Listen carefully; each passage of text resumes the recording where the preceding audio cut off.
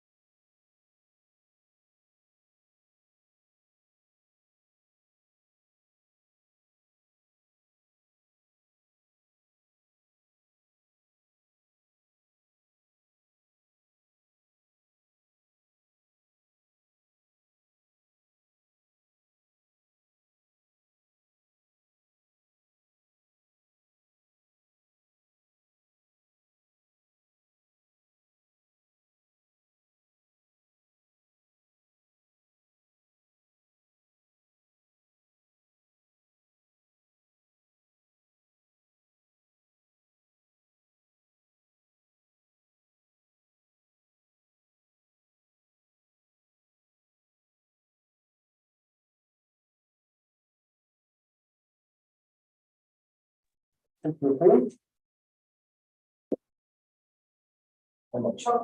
I'll say it. Just from a matter point, we're gonna be allowing public speakers to let me see on the agenda. It's been added, can you get on the new agenda next? I didn't get the new agenda. All right, then. Yeah, you know what? So I have a motion to approve in a second. Okay. Any motion to approve? Second. All in favor, say aye. Aye. Yeah, ayes have it. So before we begin with our item number 6 or number 5, public comments, I'm going to introduce our new city manager, Mr. Eric Lujan. And Eric, welcome. It's always very exciting to have our city manager join our meetings. And I was very interested in some of the things you had to say last night at the city council meeting. So if you have a few moments, maybe you can just bring us up to speed on that for the entire audience and the rest of the commission. Absolutely. Thank you, Mr. Chairman, Chairman, Commissioners. I've met with my planning and zoning director, Rebecca, and she and I agree with her on this, and we need to look at rewriting the planning code, planning and zoning code for the city of Española. We need to bring it up to date, and a lot of different facets of it. Myself being a former 3-term commissioner in Santa Fe, I understand it. I understand I was part of a rewrite code in Santa Fe, chapter 14. So I understand the code and how it's going to affect us, and as we continue to grow this community, that we ensure that we have the correct measures and controls following state statute as it pertains to planning commissions and planning and zoning. So we've agreed that the entire planning commission can be part of this rewrite of the code. And I had the mayor appoint 2 city councilors to be part of the rewrite. So the mayor last night appointed Councilor Denise Benavides and Councilor Aaron Salazar. That's our second, Mr. Chairman, thank you. So they will participate with this as we do this in the winter months as things kind of slow down for the planning commission. But I understand from my director that this is when it does slow down. So I'd like for that to start then, and I'd like for the commissioners to indulge it as we guide it through. I spoke it to our city attorney, and coming on board will be the attorney from the firm that handles planning and zoning issues, Mr. Stephen Aarons. So he'll be advising on the rewrite with the commission and the 2 city councilors. I ask for your support, Mr. Chairman, commissioners, to work at something that's going to affect the future of this community. As we look to what's going on in Los Alamos, and as they continue to grow outside 25,000 jobs in the next 5 years, where is the housing going to be? Where are they going to develop, right? They're going to look to the valley. So we got to be prepared. And why should we not get those GRTs? Why should we not get with the funding that we need to help support this community? And I understand what it's going to take and what it's going to affect, like our utilities, our law enforcement, our emergency services. But this commission has an opportunity to right the wrongs and to look to the future of this community to put it together so it's sustainable. Thank you for that vote of confidence. We look forward to working on that. We sure do. Thank you, Mr. Chairman, commissioners. If you have any questions. Any questions from the commission for the city manager? Eric, you're welcome to stay as long as you want. Thank you so much for coming and giving us that update. Thank you, Thank Mr. you Chairman. very much. With that, we're going to move on to public comment. So if you're here to speak on behalf of one of the cases or ask questions about the presentation, you might want to hold your comments or questions till then. But if you have any other issues that you want to discuss during public comments, now is a chance to come up and say what you'd like to say. Anybody in the audience who wishes to do that? Okay, thank you. So next on the agenda then is a presentation of the master plan update from McCurdy Ministries. So who is presenting for McCurdy Ministries? Okay, would you like to come to the podium and state your name? You have the floor. Yes, thank you. My name is Reverend Tiffany Collins. I am the brand spanking new executive director of McCurdy Ministries. And I just want to, first of all, thank you all so much for having us. Thank you for the work that you do. I wanted to introduce Stanford Kuhn. He is the McCurdy Ministries Community Center Board President. And also, I'm going to turn it over to Reverend Diana Loomis. She's the Director of our Public-Private Partnership. Thank you.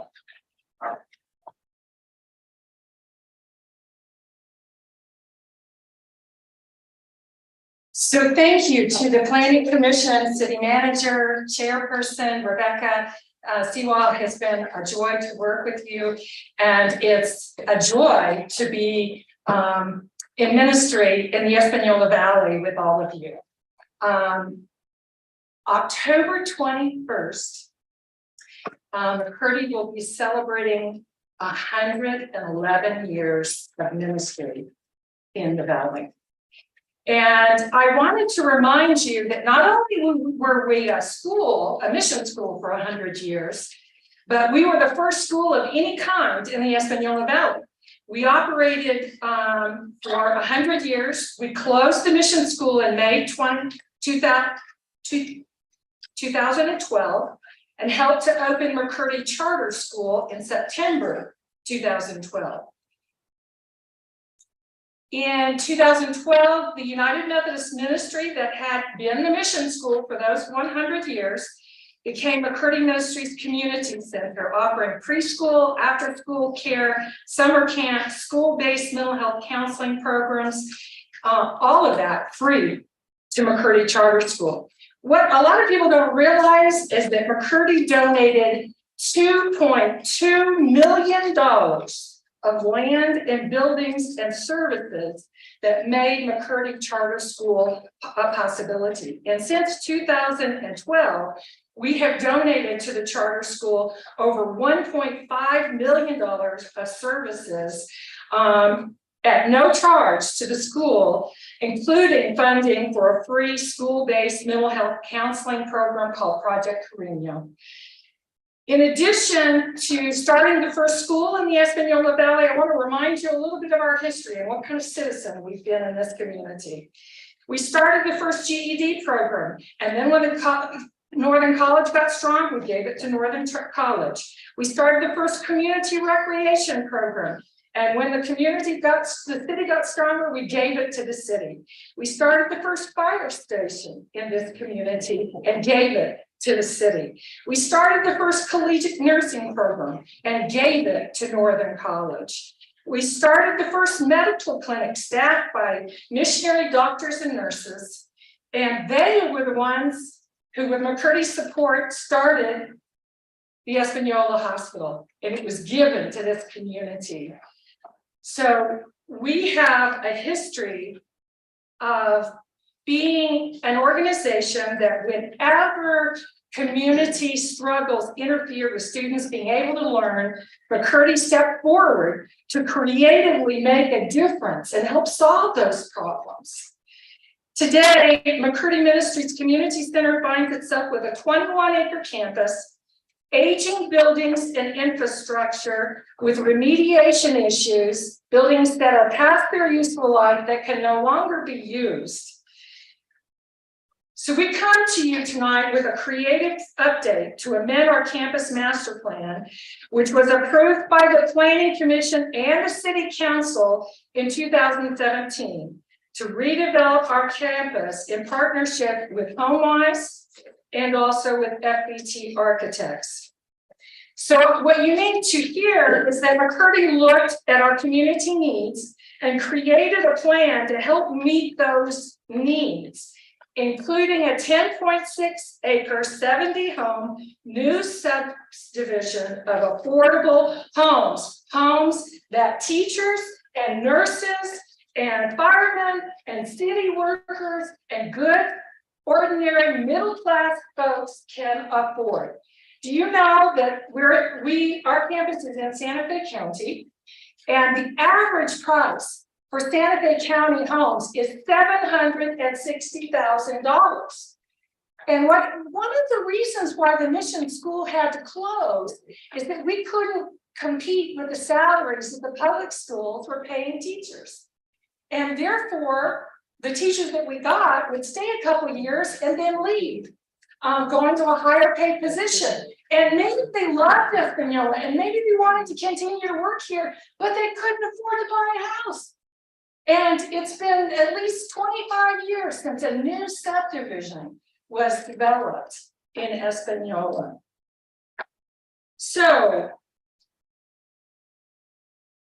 we looked at community needs, and over again at all of the groups, the Health Council, the Layla Foundation, the things with the city, the United Way, over and over again, people were saying housing is in crisis. We need new housing. And frankly, I'm sick and tired of hearing about McCurdy grads that are living in Rio Rancho and commuting up to Los Alamos because they cannot afford to buy a home in our community.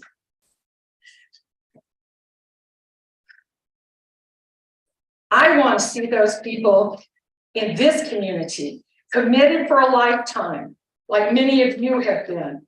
I want to see them able to build wealth by owning a home.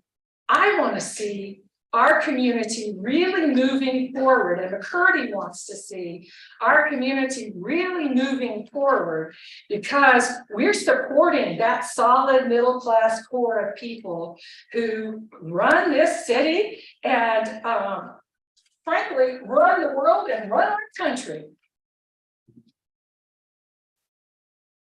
Okay, so we, in addition, desperately need to right-size our campus.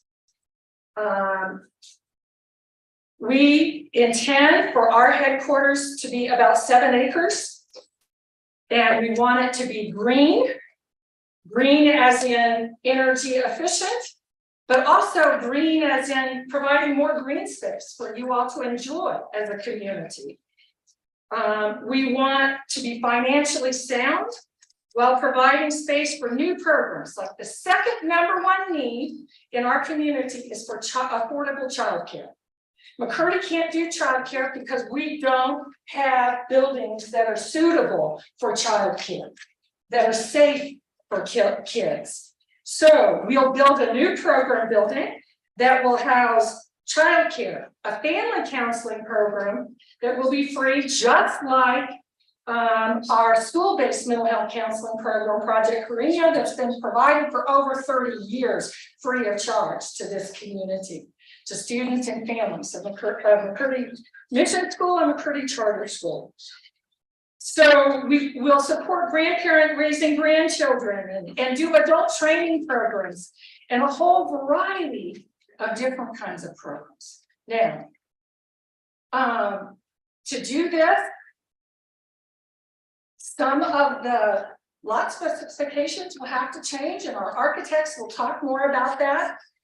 To develop a Santa Fe style neighborhood, but it will be surrounded by parks, by the green space of McCurdy Ministries Community Center. What we're seeking to do is create a live, work, educate, recreate, planned community that will benefit all of us in this community. So the final thing I want to share with you is that our project will cost between $15 to $20 million. To do the new program building, to create a new retreat center, to create the outdoor pavilion that will be open to the community, all of that will cost that amount of money. Because of the Inflation Reduction Act and because of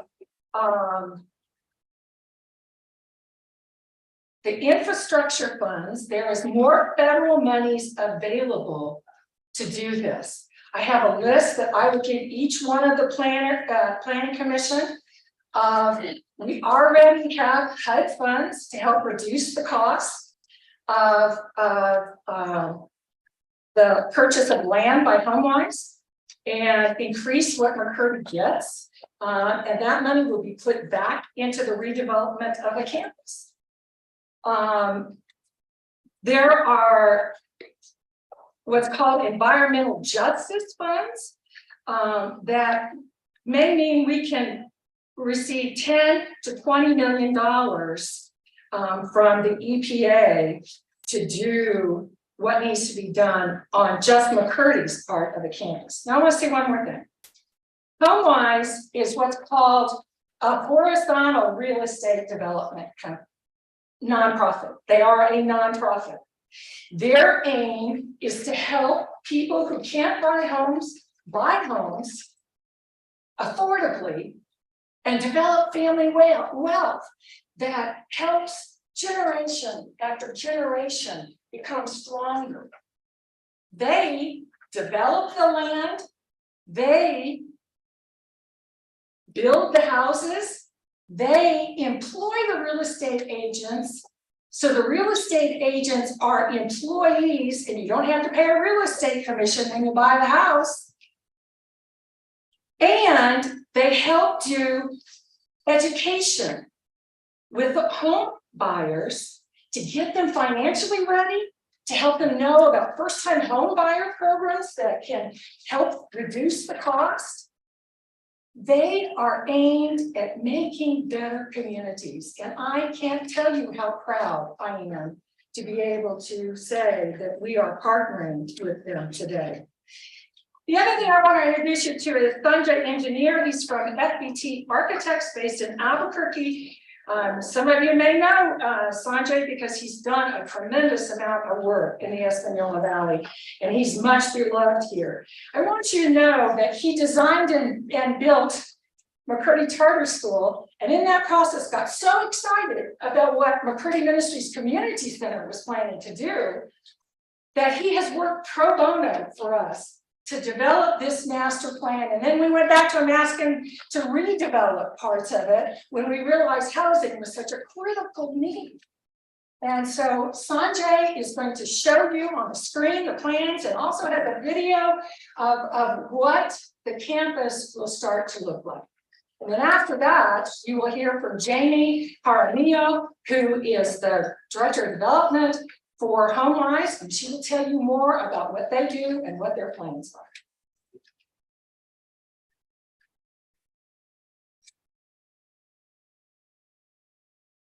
Thank you, Diana, for the introduction. I hope everybody can hear me okay.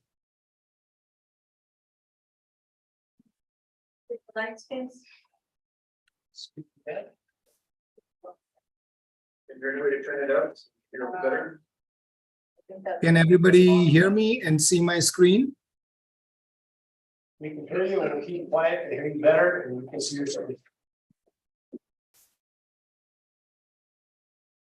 How is it now? Sanjay, you're going to have to speak as loud as possible. Okay. So can you see my screen as well? Yeah. Good to you. Okay, great. Awesome. I will do that. Good afternoon, everybody. Actually, good evening, everybody. Good evening to the Planning Commission, to the City Manager, Rebecca, and the audience. We made the Campus Master Plan in 2017, and today we are actually sharing with you the amendment that we are requesting based on Deanna's introduction of the program changes that have happened at the ministries over the last 6 years. This package was shared with the commission. And so I'm going to go through the highlights of the presentation and then open up for any follow-up questions from everybody. Essentially, the master plan continues to follow the 2017 original plan that was approved by the Espanola Planning Commission. There are a few changes basically associated with repurposing some of the older buildings and taking them down and actually adding some new construction and consolidating the ministry's programs. So what you're seeing on this plan is in red are buildings that are going to be demolished. And then in orange, buildings that are going to stay and be renovated in future. There are some buildings that are not going to be touched at all. which are very few, which is the Carinius program that Deanna just mentioned. Essentially, the program continues to follow the original plan and develops three components of the campus. There are the central portion. The central portion includes all of the McCurdy Ministries programs. It consolidates their retreat center, which is currently on the northern side, onto the campus. And then it also consolidates the early childhood program, the adult education program, the behavioral health program, and their administrative offices into two buildings that are going to be basically the main focus of the first phase of improvement on the campus. The southern portion of the campus is going to be master plan for future development. It will continue to have community uses, potentially a nonprofit hub, and perhaps a public-private partnership in the future that supports the community. The northern portion includes the housing component that Jamie from HomeWise will discuss and describe in detail towards the end of my presentation. This drawing here shows a little bit of enlarged component of the site, which is focused on the central portion. The goal of the master plan is to maintain the original character of the campus that is 111 years old, as Diana just mentioned, and actually raise its level to support and promote community use for the next 100 years. And in doing that, we will be taking down some old buildings and then bringing back two new buildings, which are shown here in white. Portion of it is an existing building called Bachman Hall that will be renovated, and new construction will be added to that. The program building will support Early Childhood Center and the other McCurdy Ministries program. There is existing chapel building here that faces South McCurdy Road, which will be reused for art function in a future phase of construction. And then a maintenance building that sits on the northern side of the campus that will be actually either relocated because it's a modular building, or it will be rebuilt to create the central part of the campus that we are focused on. The main entrance of the campus remains where it is. McCracken Gym, which is a prominent building on campus that everybody probably notices when you drive by South McCurdy Road, is actually the inspiration for this campus's architecture. And I'll show that to you in just a few minutes. That building will continue to provide programs for children as well as for adults in the future, with art functions as well as gymnasium component that currently exists there. The campus plan itself is going to have a lot of pedestrian walkways that will connect all around.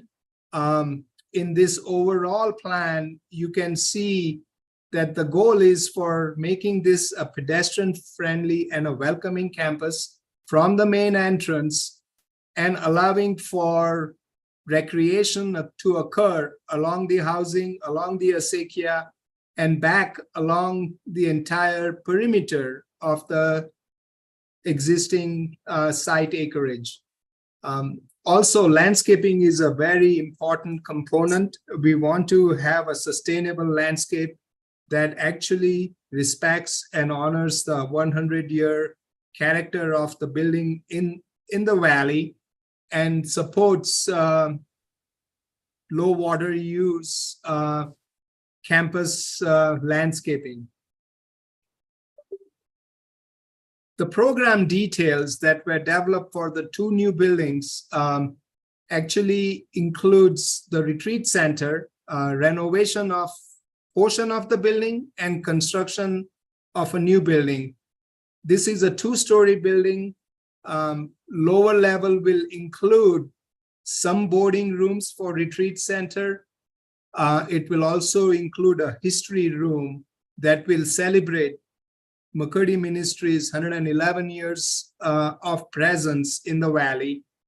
There is a gift shop, and then there is a new multi-purpose space planned to support 200 capacity, along with a commercial kitchen that will promote the campus use as well as community use for after hours.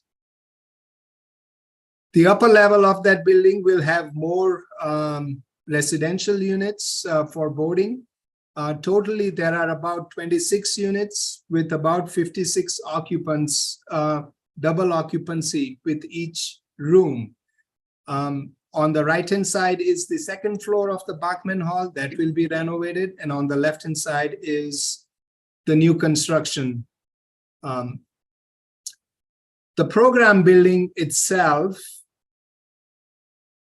includes the Early Childhood Center at the lower level. It has an administration suite that controls the campus, and 2 pre-K kindergarten classrooms that provide pre-K components to students in the valley. It also has a toddler room and an infant room supporting early childhood. There is a computer lab and a small multi-purpose space that the kids will be using for their activities throughout the day. There is a small serving kitchen that supports the program, and it has a lot of exterior connection to playgrounds as well as to protected areas for their exterior use. On the upper level of that building is the administrative offices in yellow for the McCurdy Ministries, behavioral health offices in orange, and then adult education programs that provide GED classrooms and computer access for parents as well as adults for after hours in the 2 spaces that are there. Going on to the chapel building is a future phase. It will include an art studio as well as a weaving studio. Those components were part of the original building many, many years ago when this campus was a school. And now we are going to bring those programs back in support of the education that's going to occur on the campus. It will include accessibility in terms of an elevator that connects the 2 levels of that building also. The 4th building is the maintenance building that I mentioned that's going to be relocated from the north side to the south side of campus, or it's going to be rebuilt. It's going to have parking inside for activity buses and then some support functions for maintenance for the overall campus. In the package, you probably also saw a lot of 3-dimensional images that represent what we are proposing for the campus.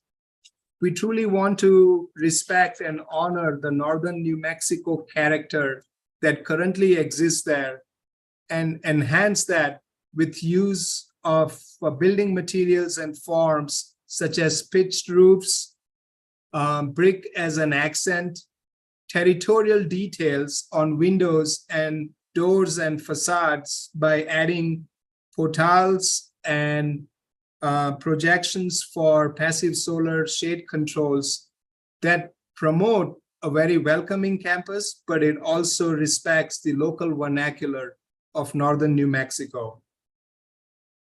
I'm going to quickly go through these 3-dimensional slides because the video is actually going to represent the overall design quite very well. The inspiration comes from McCracken Gym, as I mentioned earlier.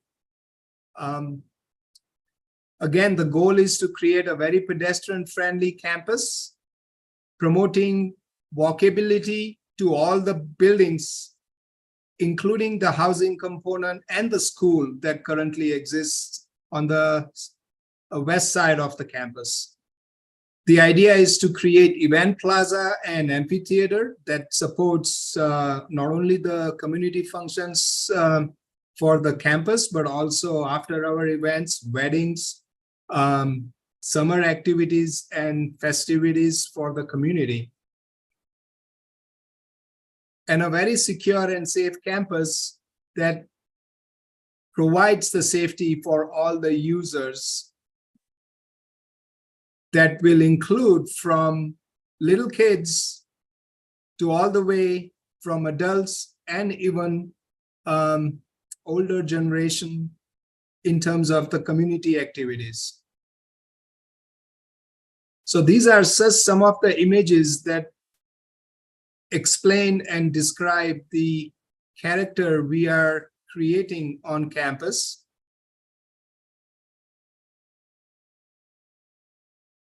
And now I'm going to share a video that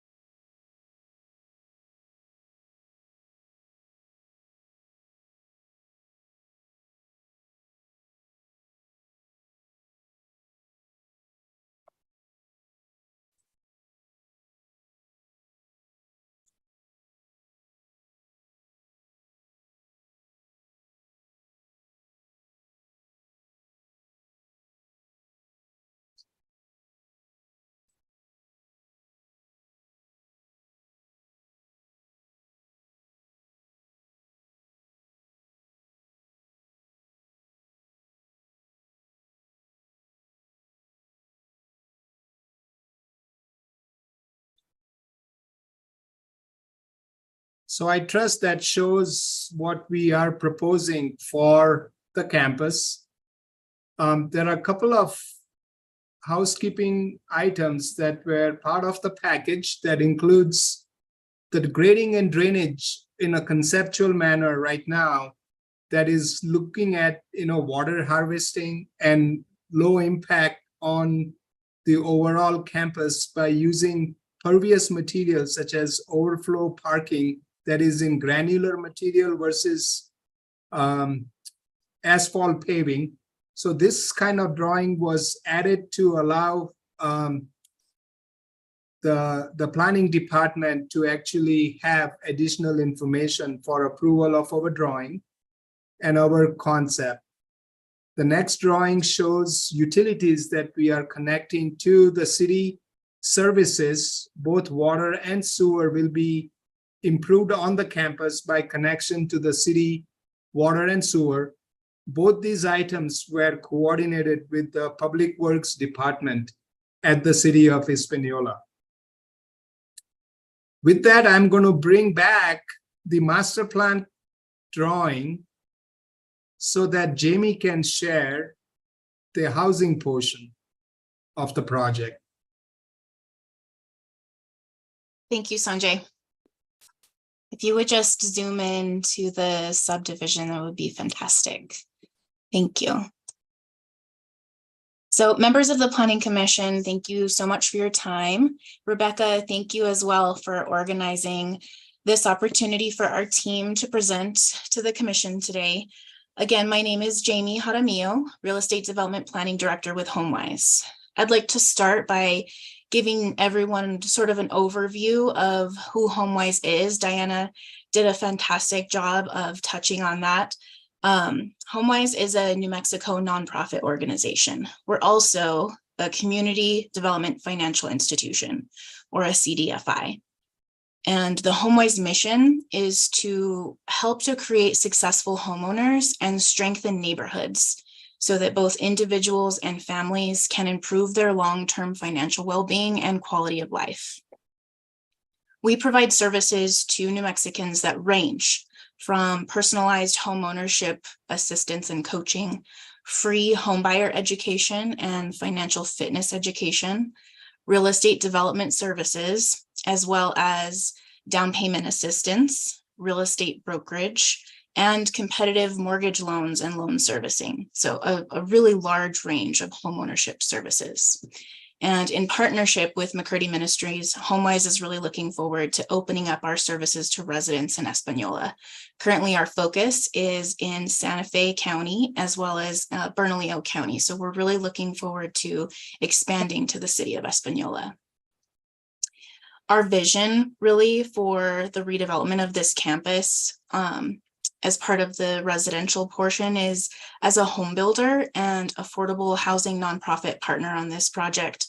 Our goal for the residential community includes providing affordable housing in Espanola as number one, planning for a mix of housing types and sizes, designing for convenient access to recreation and open space, and really meeting the needs, the phasing needs of both HomeWise as a home builder, but also the McCurdy Ministries redevelopment efforts, as Sanjay has gone in detail. Those are our main goals for the project. Now, to jump into a little bit of the subdivision design, the current conceptual subdivision design that you're looking at has 70 total homes. And what we're estimating this will include is about 1,100 to 1,500 square foot, both single family detached homes as well as attached townhomes. They'll have a really healthy mix of both of those in both 1 and 2 stories, a 2-acre park. Access is proposed off of McCurdy Road between the subdivision and the park, as well as to La Jolla Street. Several single-family homes also face Camino Arboleda to the south.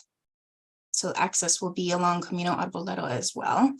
And last, our design prioritizes open space, green space, and pedestrian safety, and recreational access to the existing acequia with a planned improved walking trail that will be integrated to connect to the larger McCurdy campus and McCurdy Charter School. From an affordability standpoint, we don't have sales prices at this very early stage in the planning process. That's typically a question that we get.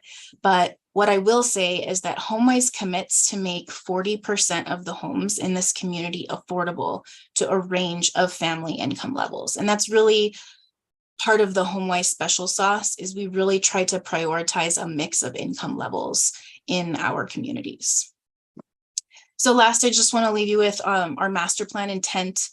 With this amendment, we want to set the stage for future planning.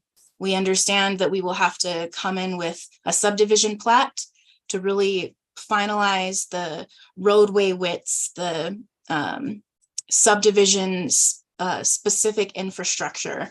And we really want this master plan to set the stage for that. To provide a very unique mixed income, mixed housing type neighborhood as an integral component of the McCurdy Ministries overall campus redevelopment.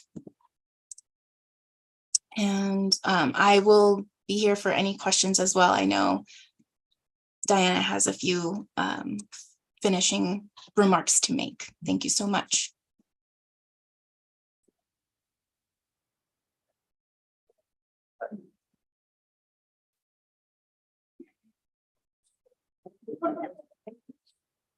Wow. I'm sorry, I forgot when you guys had moved to it. You can tell maybe I'm a little passionate about this. I don't have kids. But for me, this project, I retired after 11 years as the development director at McCurdy Ministries Community Center. Over that time period, we raised $12 million. I helped raise $12 million to keep our ministries going. But the state of our campus is so decayed that something has to change.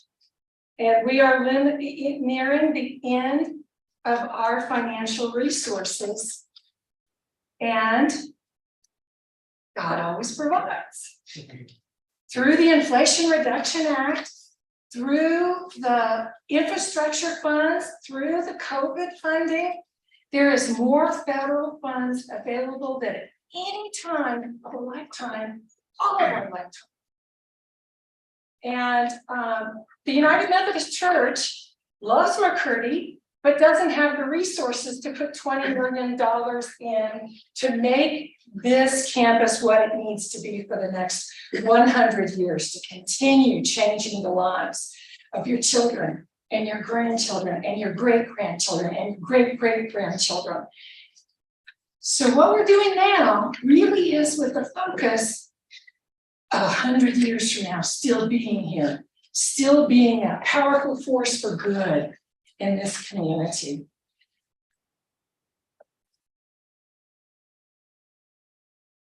I hope you hear that we have carefully looked at what the #1 needs are in this community.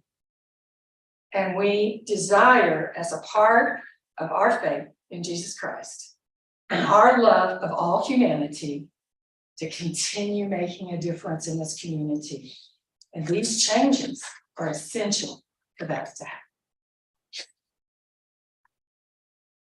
So I have a document that I've created that for each of the planning commission that talks about all the ways if Espanola and McCurdy and HomeWise and FBT all cooperate, there is,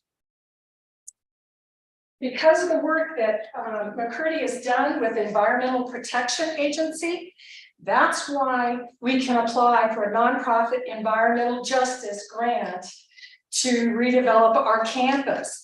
That's why we've been accepted into what's called the Brownfield Brightfield program, so we can decommission our steam plant and all of our and have solar on all our buildings, and perhaps even have geothermal, and perhaps be able to create energy that will reduce the cost of energy for our neighbors. So there are so many creative things happening. Our congressional delegation sincerely believes in us. And so they put through the federal budget last December 17th, I think it was, $1 million grant to decrease the amount that HomeWise pays for this 10 acres and increase the amount that we receive, so we can put that back into our campus. It's an exciting time. I believe it's an exciting project. I think it's needed for all of us in Espanola, so that we can move forward with hope Thank you.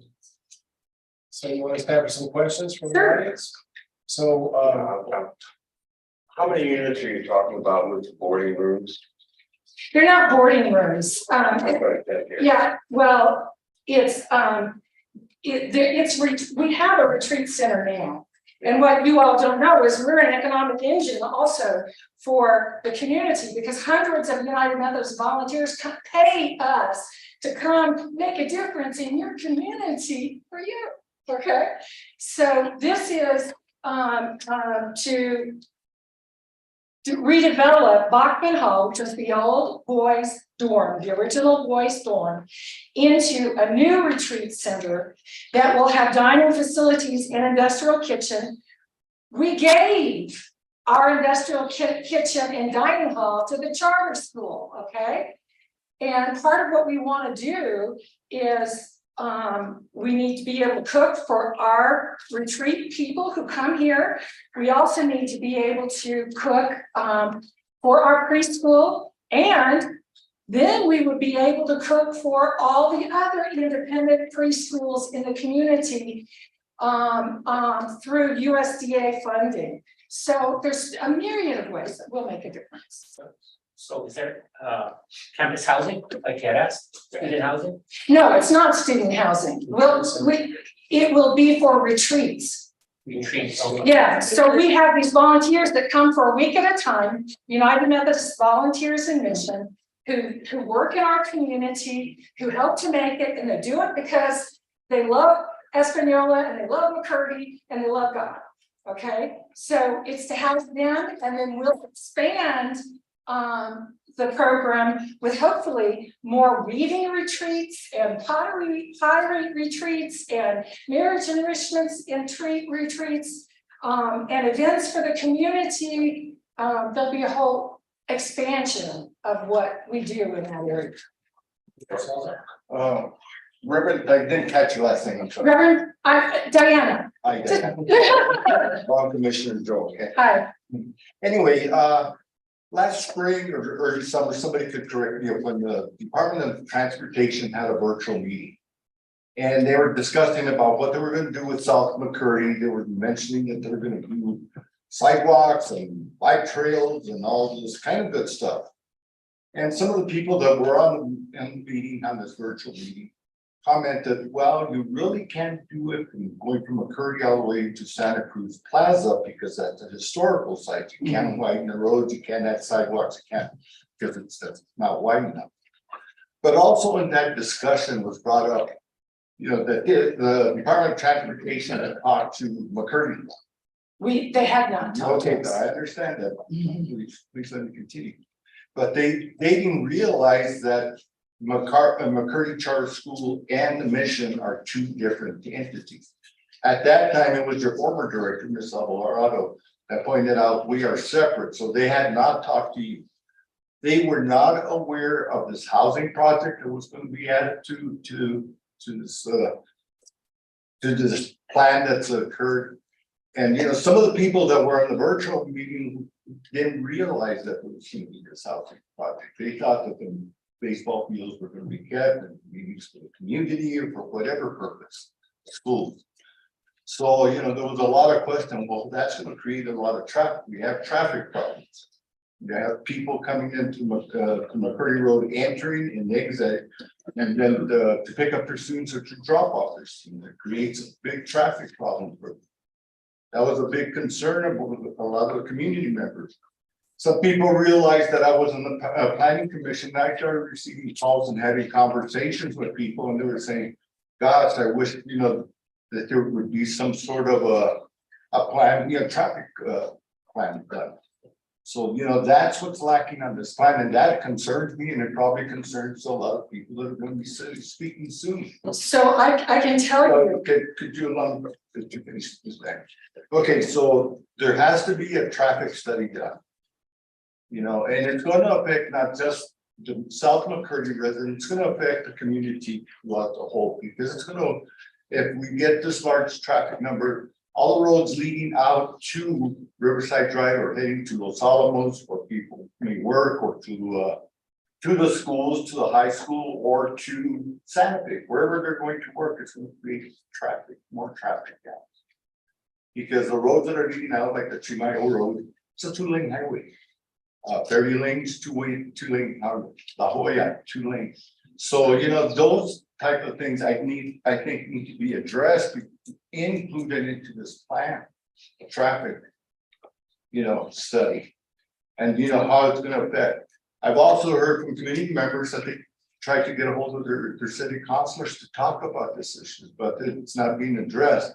One of the things that was mentioned by Department of Transportation that said they were gonna do, they were gonna have a public meeting. It hasn't happened.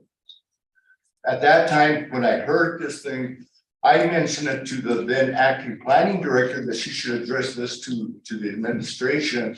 And I also addressed it to the former city manager that, you know, that this study had to be done. It never occurred. It hasn't occurred yet, and I don't know if it's gonna occur yet.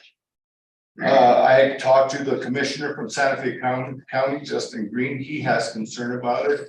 I have Commissioner Brandon Bustos from Rio Arriba County. They both have concerns because it's gonna affect, you know, their district, not just in the McCurdy area, but in the surrounding areas up to Odiano, up to Chimeno. People travel from Chimeno to down to go to get to the jobs and the solves for wherever else they work. So that's a big concern that I'm bringing, and that and I'm going to mention Ms. Rebecca that again, that this has to be a community meeting that's and city councilors from the east side, both in districts 3 and 4, need to listen to the community people. They're going to be speaking here soon. So that's a big concern that's going on. Now you're thinking you're going to add more program, that means more traffic. Not just during school hours, but in other times. In talking about, we're going to be talking about the houses where they're going to be the exit, the entrance and exit. That's a concern also. So I hope that you will listen to people, because I sat in that virtual meeting. It was passed to the whole commission. I can say there was nobody other official on that virtual meeting besides myself. So with that, I'll pass. Thank you. Diana, would you like to respond to any of those? Yeah, I can't account for the state transportation commission not coming to us and not and since that meeting, they have not come to us. I can say this, that the city had previously talked to us about doing an additional traffic lane, losing some of our property. And this project is important enough to us that we're willing to do that.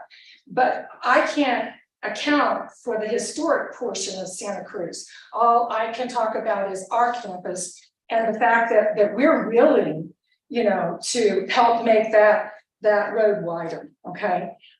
If you have a way of getting the transportation folks to get a hold of us so we can have conversations, I think we'd be very glad to, correct? We want to cooperate. We're not trying. I would suggest that maybe you reach out to your county commissioner that represents that area, Justin Green, or also your state representative, which is Susan Herrera. Susan, that she can bring in the Department of Transportation. They have access to the access. Susan is a part of our public-private partnership, and the county commissioner was a part of the public-private partnership until the last election, and we'll reach out to them and get the new commissioner involved. But this has had a wide variety of governmental and nonprofits, city, county, and state involved. Diana, let me just go interject some things here. So this is a presentation of the proposed master plan tonight. This is nothing formalized yet, okay? Joe has some very good points, and any project that moves forward has to go through traffic studies, has to go through infrastructure studies. There's a myriad of things that have to be done before that gets approved. So this is a master plan. I'm excited about the project. I think it's a great use of property that now is not doing much in the city. And we all know that McCurdy has had a very brilliant history and how it impacted the Espanola Valley. So for that, Commissioner. First of all, this is a very ambitious plan. I look forward to seeing it happen. And in fact, I know of a couple of other grants that might help you with some of the, as you say, there's a lot of money out there right now. And I go to meetings every day where Los Alamos and different people are screaming for housing. But I just have a couple of concerns also. And one of them is Commissioner Salazar's about the traffic, because the DOT has been promising to fix McCurdy Road for years. And you know, it hasn't happened. And the only other concern I have is the density of the housing.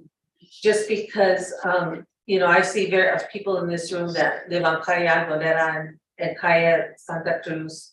And then I know people that live on the other side that live in the other housing additions that are smaller. They have the smaller lots. But these lots seem very small. But of course, this is just as Commissioner Trujillo says, this is just conceptual. We really won't know anything until we see the actual plats and everything, so we can kind of gauge how the houses are gonna look, how they're gonna fit in, how they're gonna fit into the neighborhood. So this is just very conceptual, but like I said, at this point, that's the only other thing. I mean, the campus, everything looks great. I just worry about that, and like you say, the people condition, let's say. And I know like if they every house can be sold and they'll be sold in 2 days.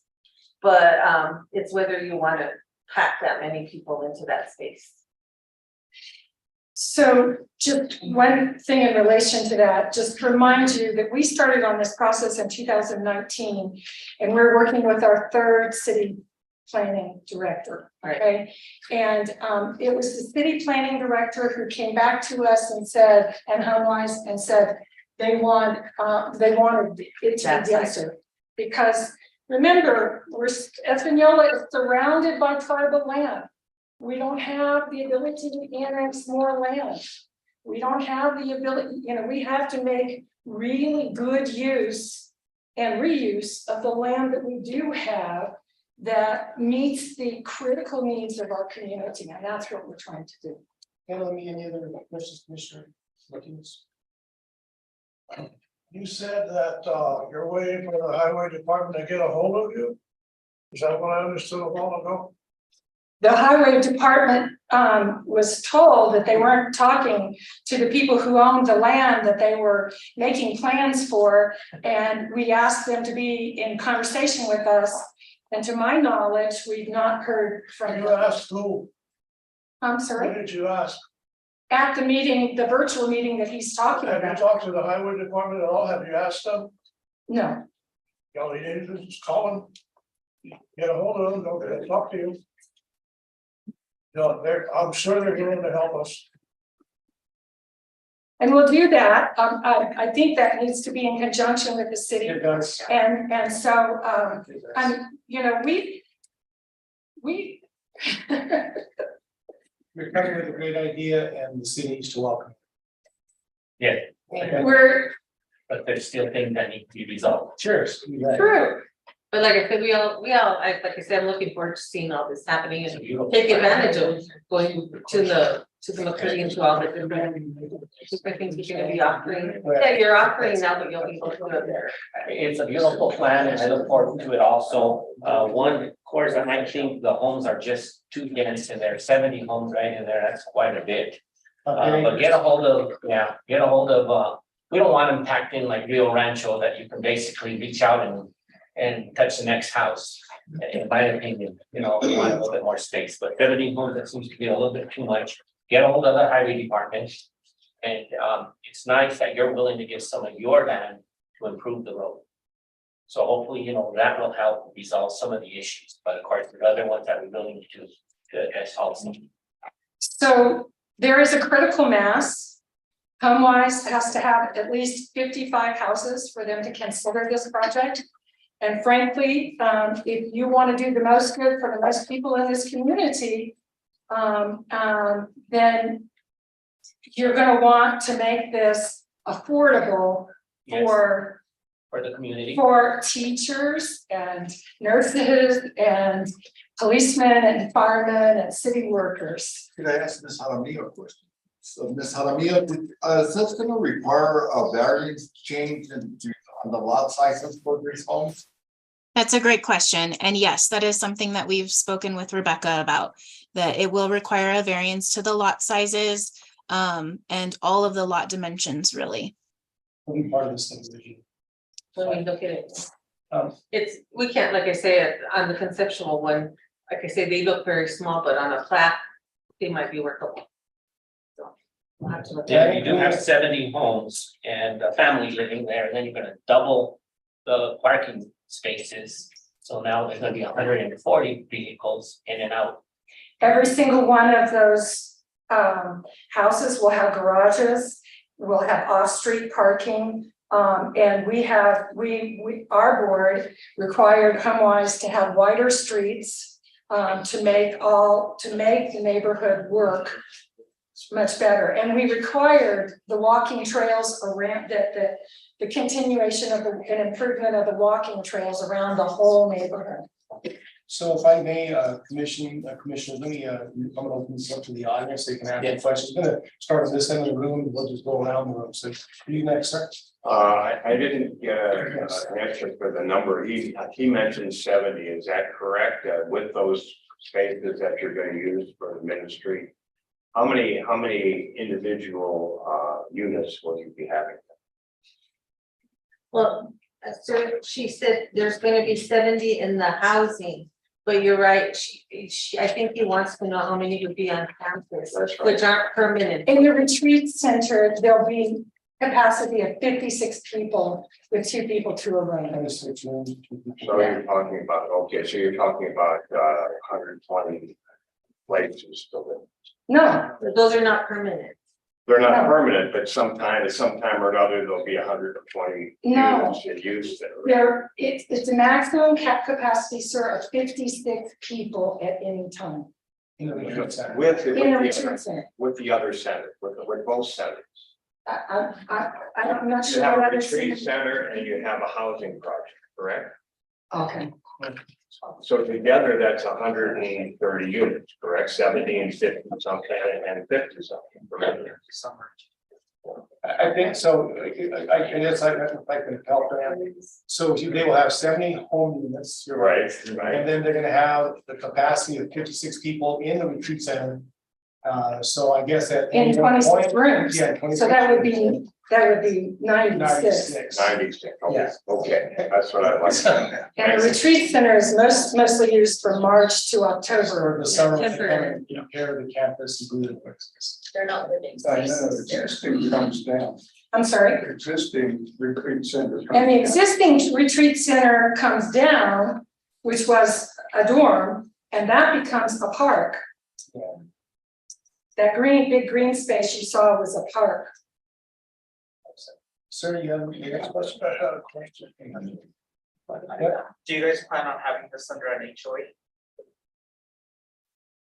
Did you hear that, Jamie? Will it Yes. be an HOA? There will likely be an HOA to answer your question. Yes, that's something that is very HomeWise typical. It helps to protect the homeowners. It also helps to protect the cleanliness of the streets as well as the park.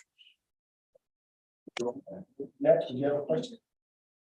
Sir, next. I have a couple, some of it might be more for city council and when we have that meeting, but.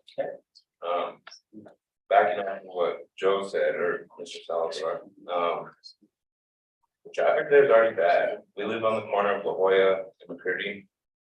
At 3 o'clock, going into school, there's lines of cars to pick up the children. I go to work in Los Alamos in the morning, there's traffic and people are bringing their kids to school. That's just one thing. Another thing is McCurdy owns a lot of water rights for Acequia. Where do those water rights go? Who owns those land? Are they split up? The homeowners, does the ministry still own them? What happens with that? The third part is, are these houses gonna appraise? As you all know, there's low income housing right across where the Boys and Girls Club is. Houses don't appraise that high. Due to this, due to other homes on La Jolla Street. If we're saying affordable, 250K with these interest rates may not be affordable. And that may not appraise. And if we go any higher, those may not appraise. So Yeah, and if we go lower, what type of person is buying this home? I understand, like, this is good for the community, this is good for all of us, it's bringing money to the community, but there's bigger issues than just housing. I own a home in Santa Fe, I bought it in Santa Fe because the return on investment is much higher in Santa Fe. I would love to buy a home here, my father owns property across from McCurdy, I would love to build a home there. But what is that gonna be worth in the long run? If I build a home for $500,000 and we have low income housing on one side of us, smaller homes right in front of us, these condominium style townhomes in front of us, what's my hard work for, kind of, I guess? And what's everybody else's hard work good for? Some of these folks in here, their families got here when this was all farmland. The Acequia is big for us, farming big for us. I grew up working hard. Actually, I'm sure a lot of these people have, and I guess, I don't know. Some of it, I can go on a tangent, but I'll kind of leave it at where I am. Yes. Sorry to disrupt, our stenographer is attending over Zoom, could I get all of your names for the record? You have mine there. It's, what is it? Yeah. What is your name? Can you say your name? The statement. Oh, Harry Teeman. Sorry? Harry Teeman Tulsa. And if we're gonna have people talk, I'll talk later, but I have a few things to say. Yeah, what we're gonna do is, we have a lot of people here, so we're gonna probably limit to 2 minutes, okay? Yeah. And that way everybody gets a chance to speak. And we'll see. When we do get into the particulars of the subdivision and everything, you guys, of course, will be invited back to. Your name, sir? Qatar also. Jonathan Sanchez. Jonathan Sanchez, last speaker. We're gonna go around that. So can I continue for 2 minutes or wait till? No, we're gonna go through. Are you gonna follow the sign up sheet? Or is that We're going gonna around? go around the room, yeah. Okay. Sir, your name? You have anything to say? So I'm a graduate of McCurdy High School and I think the plan is very nice. I know that the school and the people that have come to the valley have done a superb job in a lot of different ways. Bringing the hospital and the church and the schools and the schools and so forth. And I think, like my son said, there are a lot of other issues that we need to look at too, because I know that personally I have seen a lot of drugs in the town. A lot of issues that we need to address. And that's not because of McCurdy School, because I think they're a good addition to our valley, and we look forward to some of the nice things that they're bringing to us. But when we talk about two-story buildings and so forth, what does that do to our views? You know, on our other side, as an example, and how are we gonna control and monitor the drugs that are coming through and through our valley? Because it's happening. I'm not gonna lie, or you guys know it. That's something we gotta look at. You know, and that's all I've got to say today. Can I try and get some questions about the development coming from the public? That's what you're for. There's a lot of things that the city needs to address. Not McCurdy Ministries. But excuse me though, I'm gonna interrupt you there by you saying that, okay? Because I've known you, you've been around for a long time. There are issues in our valley. And we can't ignore that. You've got to talk about them and put them on. the table. No one is. Okay, No one. enough said, enough said. Okay. Enough said, when you say something like that, that's not right. The people here have issues and they're gonna say that. So let me get this meeting back on track. Go ahead at the beginning. So we want to talk about the McCurdy Plaza plan, just the McCurdy Ministries plan. These other issues, you're right, they need to be addressed, but we're here to listen to things about the project. That's fair. Have the other thing you'd like to question about? That's it. The lady next. Sure, my name's Edwina Sanchez. I'm a native of New Mexico, grew up in Montecilla and did not attend McCurdy, but my children did and my husband did. Like Lonnie and Jonathan mentioned, we live on the corner of McCurdy and La Jolla. And so my big questions, and thank you for those of you that did already address them, but it really is about the traffic congestion and about the density of those homes in those areas. and the fact that they are very, very small. So my questions to you are, given the fact that Espanola does have a definite problem here, not just with drugs, but other areas where nobody who works at Los Alamos wants to move here. What are you gonna do when these homes don't sell? And when you're talking affordable, are we talking about low income, such as the ones that are across the street? Or what are you talking about? I understand that she said that you don't have a price yet, but what is that? Well, it's undeveloped land, and the reason we don't have a price yet is because they've got to price in the sewer, the water, all those different kinds of things in the development. But the reason HomeWise, Jamie, maybe you should speak to this. The reason HomeWise does mixed use is that, say, the single family homes, maybe $450,000, $500,000 homes, but the townhouse is a $350,000 home. Okay, the townhouse will only be joined by one wall, meaning there'll be space around. We're not talking about row houses. One of the things about that is that HomeWise evaluates whether or not someone can afford like the down payment, those kinds of things. And they have resources and grants to help someone be able to do that. And say the person can only afford a $250,000 house, but it costs them $300,000. Then HomeWise puts a lien on that house, and they'll get that $50,000 back when the house is sold at some time in the future. So there's lots of creative things that HomeWise does to help ordinary people like you and me. I was scared half to death to buy a $225,000 house 10 years ago when I moved here, So I get it, I understand it, Jamie, what do you want to say about that issue? Diana, I think you captured it really well, that HomeWise has some tools that are not available to typical mortgage lenders, as well as typical developers. Not only do we have additional subsidies that HomeWise itself as a nonprofit can add to the purchase of a home, but we also work with cities and counties to collect funds for down payment assistance. And that also reduces the ultimate price of the home. And from a market perspective, to speak to the appraisal question, I think that's a great question. And something that HomeWise does before we start working in a new market is we do a market study to understand not only what the need is, but what the area median income ranges are. And we will specifically design these homes to speak to those needs. So Jamie, I know, we've done our research, right? So we visited HomeWise homes in Albuquerque and we visited them in Santa Fe. And I'm a little bit concerned about the infrastructure of the HomeWise homes in Santa Fe, especially around the O'Shara area. Infrastructure doesn't look so well, and the roads and the maintenance and stuff either. So what are your plans there?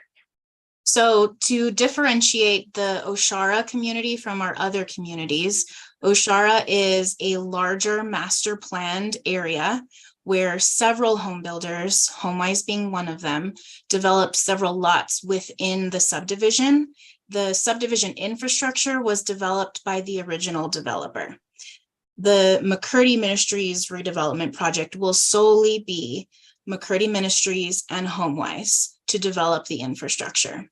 And we commit to building that to both city and DOT standards. Next, ma'am. Your question? Past my time, so thank you. Yes, you did. I'm Rosalie Sanchez, and my concern is in the traffic and the size of the lot and the two-story building. My name is David Salazar, and I've been a resident of this direct community for over 30 years. McCurdy has been a good neighbor to us. We appreciate you for what you've done in the past, and I'm excited to see some improvements that are being planned. I'm not excited about the volume of traffic that this is going to generate.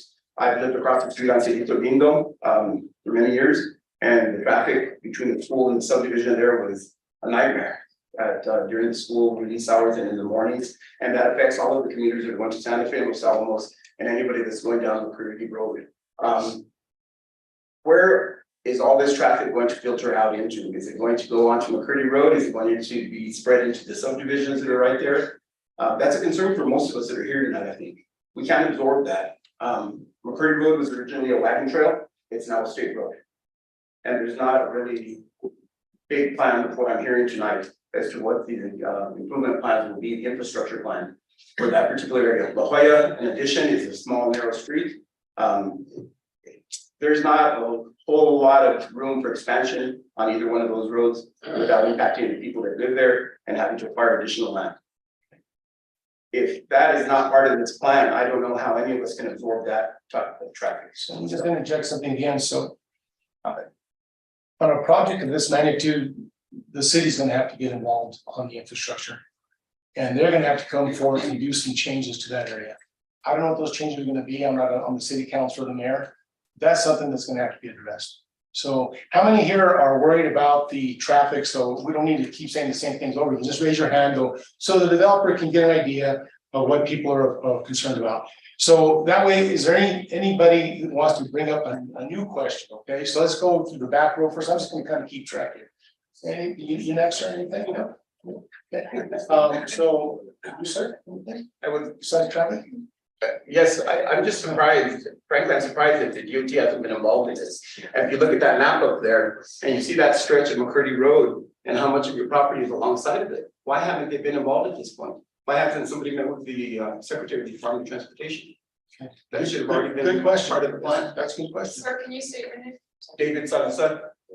Any other questions about anything other than the traffic issue? I'm good with that. No, I'm talking about you, sir. No, not here for that. What? Yeah, Okay, questions? thank you. My name is Floyd Archuleta, and I live at 612 Camino Santa Cruz. We've been there for 40+ years.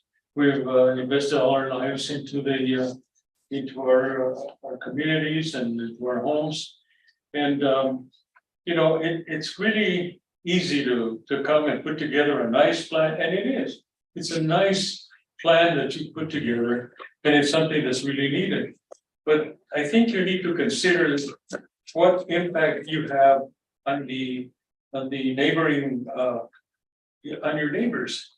And this is our first opportunity to be able to come and learn about this project. We've never been invited to be part of it. And you know, I was my wife and our 4 kids all went to McCurdy Mission School. They're all graduated from there. I served 5 years on the school board at McCurdy. So we have a big buying into McCurdy. And so we want to make sure that whatever you do, that you include it. We see a lot of people from outside that are part of the project. We don't see a lot of our own people, our own neighbors that are being included in the planning of this development. And so I'd like to see that night when our homes and our subdivision was built, it was designed and built to accommodate the number of homes that are there now and the traffic and the infrastructure. And so now that we have the charter school there, we've already seen an impact from that alone. And you talk about La Jolla Street and McCurdy Road and Camino de Valera, but it's not going to stop there. It's going throughout the entire neighborhood. And so when you see that many homes, that density of homes, it's going to impact our entire neighborhood. And I don't know how we can handle all of that, and who's going to be responsible for the maintenance of our streets and our homes. So there's a lot more to talk, and we'll be getting together and following on all of this. Robert Romero, I'm also a resident of that area. My concerns, of course, were with the density of the project. I really believe, and this is my own belief, that the density is really a liability to the city of Espanola. And not only the city, but the residents in that area. An accident waiting to happen. I'm not forecasting that, I'm just saying what the density goes along some things that you don't see. The other things that I don't think have been talked about is the current infrastructure just isn't there to support the additional homes. I didn't hear anything with regard to additional water supply, which we had problems with in that subdivision. Sewage, we've had problems, it's an aging infrastructure. And garbage pickup. Lord, the city has had problems with it. And the roads, of course, were being used. So that's what I have. Thank you all. Diana, bear with us as a city while we try and offer these issues, because there are going to be issues that we have to address as a city. The state revolving clean water fund and state revolving drinking water fund have gotten an influx of funds, and the city of Espanola can actually apply for a grant for sewer and for drinking water, and they will get a 90% grant plus a $50,000 planning grant, and maybe this is a time to look at improvement of all the area to make it better for everybody. In addition to what we're already working on in terms of energy, we may be able, with the cooperation of the city, be able to do an energy plan that reduces your utilities. Thank you. Ma'am, you have anything to say? Yes, Sure. I understand it's Go ahead, state your name. Bruni Castillo. I understand it's conceptual point right now. What is exactly the prognosis? I mean, you give us the plan, we weren't included. Yes, there's the issue with the traffic and the property values and the construction of those homes. But to what end are you taking this? And at what is the time frame? Let me have Rebecca, our planning director, and Rebecca Fuel, kind of explain to you the process moving forward of what type of public notices are posted during different phases. This is actually going to be just a presentation to the Planning and Zoning Commission. You're all welcome to be here, of course. And so we're kind of doing things a little ahead of the game, because normally you would hear these questions when they're presenting the actual plan of what's going to happen, okay? But Rebecca may can cover the steps forward for a subdivision of this nature as far as the process, the posting and whatnot. Thank you, Chairman Trujillo. So, a master plan is a long process. So this is an introduction to the commission and the community of how this plan has been revisioned. And Sanjay and Diana, your enthusiasm and energy is, it's so great that you're bringing that to the table. And we're glad to hear you today. So for something like this, it's going to have to go through a subdivision review process. So the master plan is approved. That has to go through city council. And then at first, so let me rewind. So when this is up for a resolution for a vote by this appointed body, then that is passed on to the city council based on the recommendation of this commission. The horizontal development elements of this case are going to come in the form of subsequent public hearings. So what that looks like is, Jamie, you brought up the example of a variance. So that would be an example of a subsequent public hearing applying to the master plan. So it's a series of things, but this is the presentation. This is an introduction. And so that kind of springboards an idea that, of community involvement. Could we use this as a touch point to set a time and a date for a community workshop or a town hall involving the community and working with the master plan developers, Diana? And I'm going to hand it back over to JR to get his input. Well, I think that Rebecca, the point we're trying to make is this is just the beginning. They came before the Planning and Zoning Commission, which I was proud to be on at the time, for the first approval. But that didn't have the housing. That was just going to be for the campus. Okay. So now that they're wanting to add some housing, and of course, Espanola is very interested in housing. We are. There's a whole nother process now in the subdivision requirements. Okay. So they're going to have to notify within how many feet of the project? Is it 200 or 100? 200 feet, right? So everybody within 200 feet of the area gets a certified letter. I mean, it's a very broad broadcast of, hey, come join in on this discussion. We want to know exactly what you guys are having issues with or concerns about. Ma'am, do you have anything like that? My name is Laura Romero, resident of Espanola, live near McCready, or off of White. My family's lived here for decades. I've had the opportunity to live next to good neighbors and have a quality of life that people outside of Espanola have said, wow, really? Huh. And the current master plan by McCready Ministries, there's some great aspects to it. I love that there's, the teen center, the community aspect, childcare, family counseling. I think that's really going to improve the lives of our residents and our community as a whole.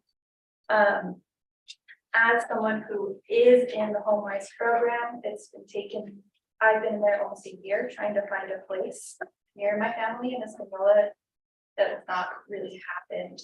But I do think that HomeWise is a great program. And what I would love to see from McCready Ministries in the future is some options that have smaller houses like the community is asking for.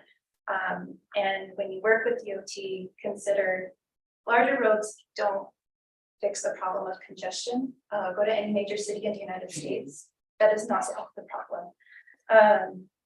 But I just hope that McCready includes our community in the future and the city of Espanola, Bristol as well.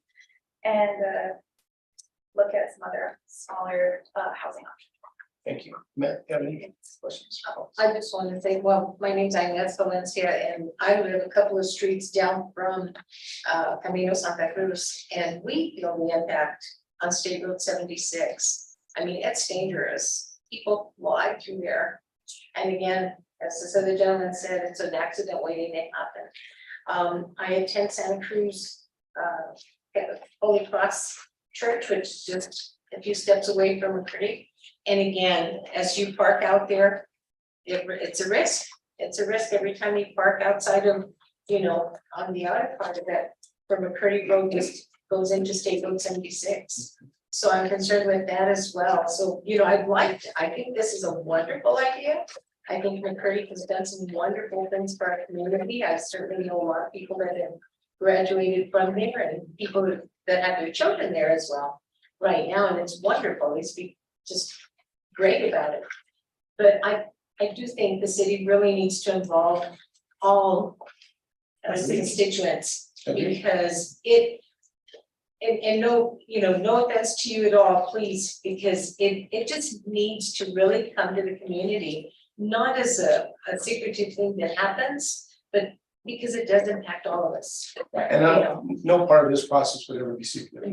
The public notice requirements will not allow that to happen. Yeah. Now, if you don't show up, you might be. That's a different You might be not involved, but it's everybody's to be most. Mr. Chair, one thing that I'd like to mention, because it's really hits on a good point. It just doesn't involve the people 200 feet away from this. It affects the whole area, and this needs a community meeting like people are asking for. So the sooner that happens in the curve, the plan is already being presented. Put the plan up in the community, be a good neighbor, and make them aware of what's going to happen. Absolutely. So you're next, My name is John Hernandez. I live on Camino Santa Cruz, which is right in the middle of that, across from the school. I want to say I hope that you can make this happen, because the McCready School where my daughters graduated from, had the best education, I believe, and their status now as far as their employment and all reflects that. My concern has been echoed by everyone here about the number of homes there. For example, I would like to see what is going to be the average lot size. I'm sure that's probably going to be in your plan. The average lot size, and then It's in the specs on that page. I know I saw out there was a couple of lots that were kind of big, but most of them are the smaller lots. Are they quarter acre lot, John? give us lot sizes? Yes, of course. So what we're requesting as part of the master plan is very conceptual. Just want to make sure that that's stated once again. We will come back with a specific variance that is very clear as to what the lot widths and depths and lot dimensions will be. What we've included as part of the master plan is the typical townhouse style of lot. What we're proposing is a width of 25 feet and a depth of 45 feet. That is the minimum. The smallest townhome lot is what we're proposing. Again, as you mentioned, the single family homes are a little bit larger. Our typical HomeWise home lot is 40 feet by 100 feet. So I hope that answers your question, but we will be coming back with a variance request that'll be very specific. I'm just bringing this up because I like to see that in the eventual, the final plan. Yeah. Also, how the city, how the community is gonna handle the traffic as far as routing it. Because right now, since the charter school opened up in the morning, a lot of that traffic goes right straight down McCurdy Drive to our neighborhood and out the street, and we love to walk around there, my wife and I, and we avoided at the time that all these cars are driving in and out because it gets a little crowded in there. So I like to be able to see, for example, at the intersection of McCurdy and La Jolla, it seems that if you're gonna have that many homes, you're gonna have to have a street light there to control that. So John, to answer a couple of questions for you, so we move on to the rest of the people. So the minimum lot size now is 7,500 square feet, 75 by 100. So you can see there's plan? no, that's the minimum lot size for a city lot. Okay. So you're gonna see, when we're talking about a lot of work here, this plan has to go before this commission to flesh out a lot of things. You're all welcome to view those things. Then if we recommend approval, it goes to city council, they're the only ones that can approve the subdivision at this point, okay? So you're gonna have a lot of input, and they're gonna have a lot of input too. And so we're starting at 7,500 square feet, and we're gonna figure out how we're gonna get that done to maybe where it makes sense for them to do a project. It might not make sense for them to do a project. I hope it does, but it might not, so, but there's a long process here that's gonna include you and everybody in those types of issues, okay? Well, those are my two concerns as far as the plan goes. And I just want to say that I have a nephew who purchased a HomeWise home just west of the Santa Fe Country Club, and he's only like 2 or 3 years out of college. And if it hadn't been for that, he probably wouldn't have been able to afford it. That little house was only 1,100 square feet, and it's 319,000. Now, 319,000 here. I don't know how many people, like teachers and so forth that you mentioned, would be able to afford that, but the other thing is if you could include in your project plan what the average price of the homes is going to be. No problem, schedule for They'll that. come down the road. Let me get to this and I'll come back to you for it, okay? No, yeah. Yeah. Yeah. So has anyone talked to the schools? Can the public schools take on the community for additional students? I've been in the McCurdy area for about 15 years. And for my daughter's in 4th grade, for the last 3 years, I've been trying to get my daughter into the charter school. And she's always on the waiting list. I think that's important, especially for the young kids. Would you state your name for them? Lori Rizzo? Another thing, I'm familiar with HomeWise, I know a lot about it. What happens when these people decide they want to leave town, go buy a home somewhere else? And they rent the home? And they get Section 8 housing? Are they gonna become vacation rentals? That's not what we want. That's not what I want for our community. Good questions. Can I quickly address that? Yes, So please. through an HOA, every HOA will have a set of organizing documents that includes a declaration. And in that declaration sets forth certain rules for the homeowners association, and something that HomeWise it has a typical practice of is excluding short-term rentals. So that sort of situation does not happen. Anybody in the back row here? Yes, ma'am. So my name is Rachel Valencia, and I rent from McCurdy Ministries, and it's been a great opportunity to like rent from them. And I am excited because I currently want to buy a home. Here's the issue. I hear that you want to bring in like LANL employees, firefighters, teachers. What about like single parents like me? Like I don't want pity because I'm a single parent. I screwed up my, with my relation, that's there. But I'm a single parent and there's a lot of single parent mothers out there. I cannot afford a $250,000. And what are my chances getting into a campus like that? Like, am I on the bottom of the totem pole because I earn less money? Because we all want landlord's money this way. And I get it, like we need the funding in Espanola, like I get it. But where does that leave us single parents with kids, to buy homes like this? And where do I stand on that totem pole to get in there? And I gotta agree with Lori. I live on 401 Bobcat Lane, and I've been there for 6 years. And since I've been there for 6 years, I cannot get my kids into McCurdy Charter School at all. I get to level 25 and I stay there. And so I agree, and the other thing is, if amongst all the traffic and everything, we already heard about that. But on that campus, if you are gonna put that there, I wanna know, like me and my kids are gonna be safe, what kind of security you're gonna have for like the campus, because there is a lot of drug traffic. If you talk to anyone on Camino Santa Cruz, we have a big, huge, awesome community togetherness about who's walking the streets, who's breaking into homes, how many people have already got their catalytic converters stolen, tagging on the walls, and we pull together as a community. We sometimes even drive at night to make sure that our community members are safe. And you talk about like, let's say I was there and you say that there's parking along the side roads. Like I personally have a camper trailer, like where, like, is there space for that? John, you have any comments? No, is there, can I, Alexa? Sir? Is there? Hang on. Yes, sir. A couple of comments. My name is Sam Garcia.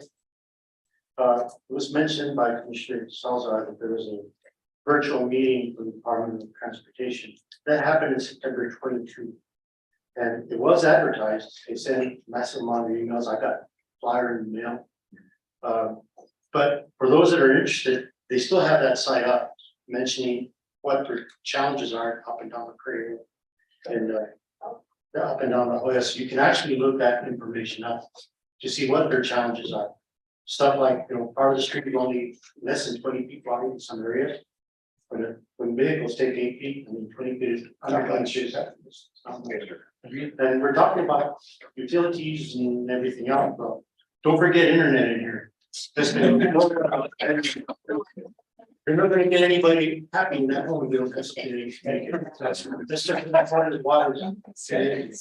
Anybody else in politics? Questions? Diana on the project.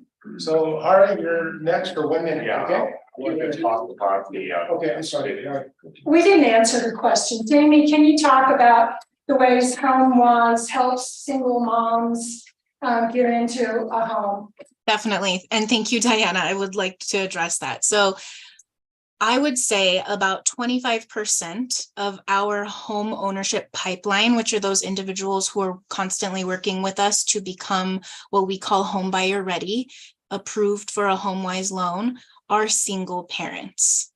And we look forward to working with individuals and families, but individuals who wouldn't otherwise qualify for a typical bank's loan. That's what really sets HomeWise apart, because we are able to not only offer reduced interest rates, but we're also able to bring home buyer assistance, down payment assistance to those individuals who wouldn't qualify with a typical bank loan. So we look forward to working with you, and I will share my contact information, and I would love to put you in contact with one of our home purchase advisors. Thank you. And can I ask you a question, like where would I stand on that totem pole? Because I do hear you say like, you want manual employees there, you want firefighters, teachers, all that. Where would a single parent like myself stand in trying to get in there if you kind of already kind of prioritize like where is it gonna be like offered to certain people first, or you know? That's a really nice question. So. Okay. Definitely not. What I would say, directly and specifically related to prioritization, there are federal housing laws that do not allow that. And from the perspective of incomes, we look at everyone and everyone's situation very case by case. We have a staff of home purchase advisors, and each one of them has a caseload of individuals that they work with. And there is no prioritization based on income level or industry or familial situation. So I hope that answers your question. You would be priority number one, just like any of our other pipeline clients. Yeah, just quick. Other things to do. I want to talk about the quality of life. I moved, by the way, I love McCurdy School. Many of our kids went there. I love the development. My family was real estate developers. I often sat where you did rather than where I'm sitting today. So I'm not prejudiced or biased. I'm just talking from my heart. The quality of life when I moved out here 35 years ago, I bought Connie Thompson's house, Connie Thompson's house over on Thompson Lane and McCurdy. And I liked it because it was so quiet. I could look out the window and there was no traffic and it was beautiful. And then when Richard Lucero became mayor, he made McCurdy auxiliary road to the other, and traffic started coming. I didn't say, I figured they needed it. And then the charter school came, and now it became twice a day a parking lot. And that destroyed my quality of life. When you put the density that you put there, you're talking about putting in developments that may have an effect on the value, which is also the quality of my life. We all have the major investment of 90% of the people in the world in America is in their home. So everybody on McCurdy Road that lives there now, there's a chance, I'm not saying it'll happen, that your property value will go down because of the traffic, because of this. You go down the street, you can't change it, but the wall in front of the church is constantly under repair because you got to make a left-hand turn, and many of them have had a good Friday or Saturday night and they run right into it. We know that. And then on the other side, they run into that concrete thing. And so you can't change that. And you're talking about many more cars there. You're talking about hundreds of cars more per day. And that affects my quality of life as well. And not only mine, it affects everybody in this whole neighborhood over there. So listen, there's a lot of land here, and you're talking about there's no federal land that you can buy or a city has, but there's private land you can buy for developers. And it's been my experience that as more things are necessary, like Los Alamos, developers buy it and they build it, and it happens. So there's not a dearth of land here that can't be developed. So I just want to say that I sure hope you find some way to do it, but not at the expense of our quality of life. Thank you. So just a couple of different things. The first thing is, we have buildings that have sat empty for a number of years that are deteriorating, that we pay utilities and insurance and we have leaky roofs, and I do want you to factor in what we're talking about is a total plan that means McCurdy will survive and thrive for another 100 years. I want you to realize that that land is owned by the McCurdy trustees, and if we fail, then it will be sold. That's just a hard reality, okay? And we are coming to the end of our reserves. And what you need to also understand is that the vast majority of the money that has made McCurdy happen over 111 years comes from United Methodists and what were United Brethrens and all of those all over the country. The vast majority of the money that helps us to make a difference, do Project Carino at the charter school, do preschool, comes from our donors around the country, not from this community. So I am very sympathetic to the issues of drug and catalytic converters being stolen, because our buildings are an attraction to nuisance, folks, and they need to come down. And our campus needs to be revisioned. And that, I think, more than a lot of things, will affect the value of the homes around us.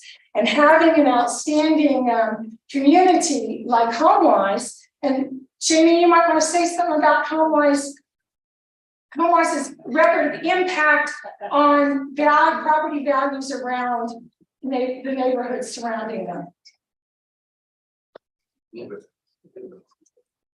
Jamie, can you hear me? I can hear you. I'm trying to formulate a response. So development will always happen.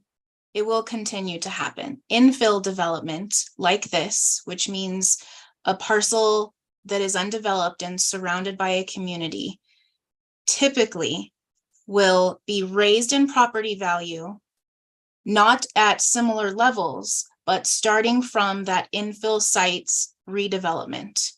The surrounding property values may be impacted in a positive way because of that redevelopment. From a security standpoint, having what a planning term is called eyes on the street adds more people to the community. It does add more cars, but it also adds more eyes on the street, which helps with security. It helps with improvements to McCurdy Road. It helps with improvements to La Jolla Street. That raises property values. Wait a minute, and then you're the last. Just real quick, because of my involvement with school boards and McCurdy and Espanola schools, people have asked me that have heard about this project, what about the impact on the school itself? That's what she mentioned too.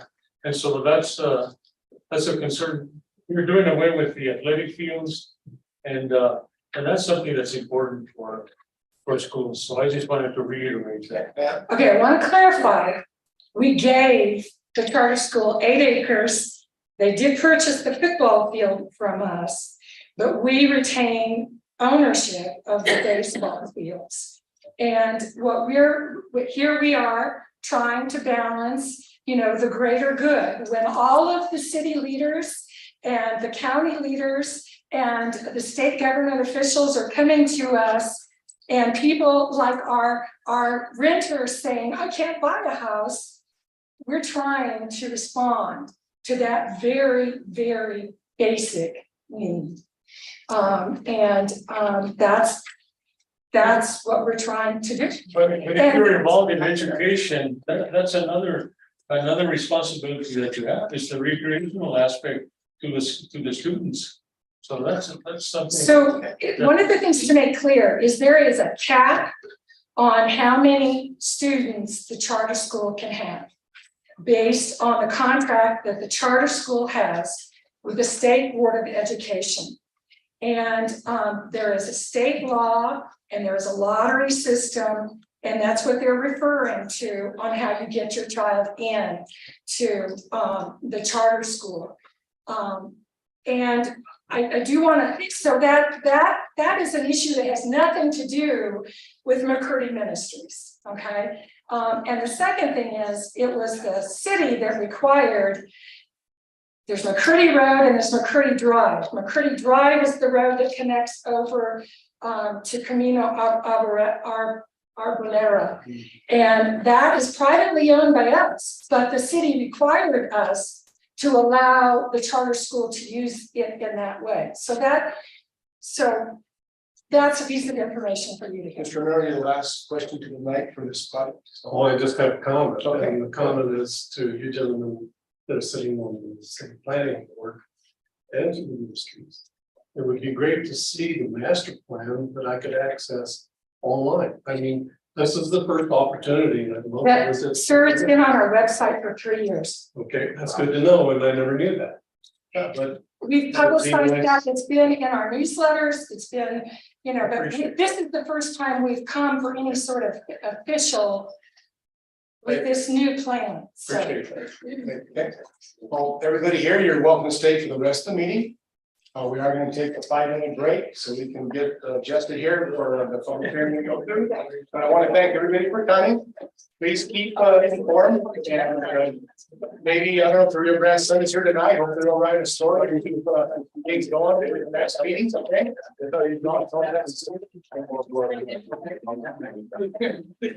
Good seeing you again. Those girls, so big fight.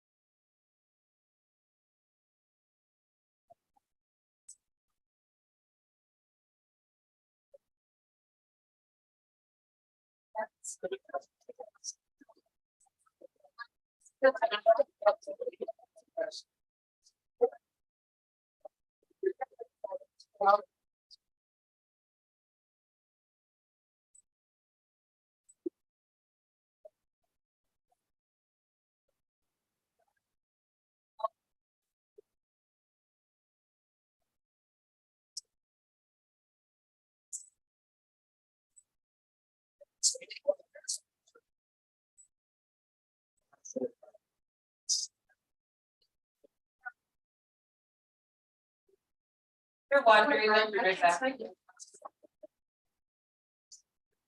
you very much. We're gonna move on with the agenda. As soon as our commissioner get back into their seats.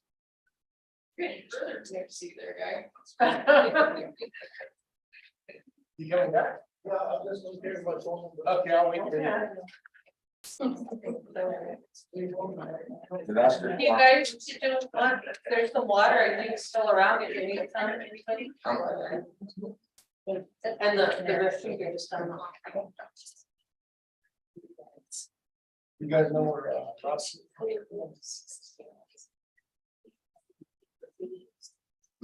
What's that? Perfect.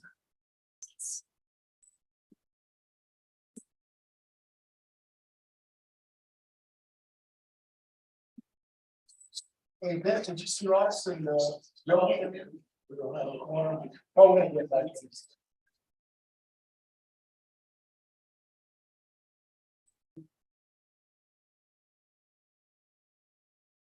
Oh, before we start, Rebecca and Jolene have started, what's it called, Marketplace?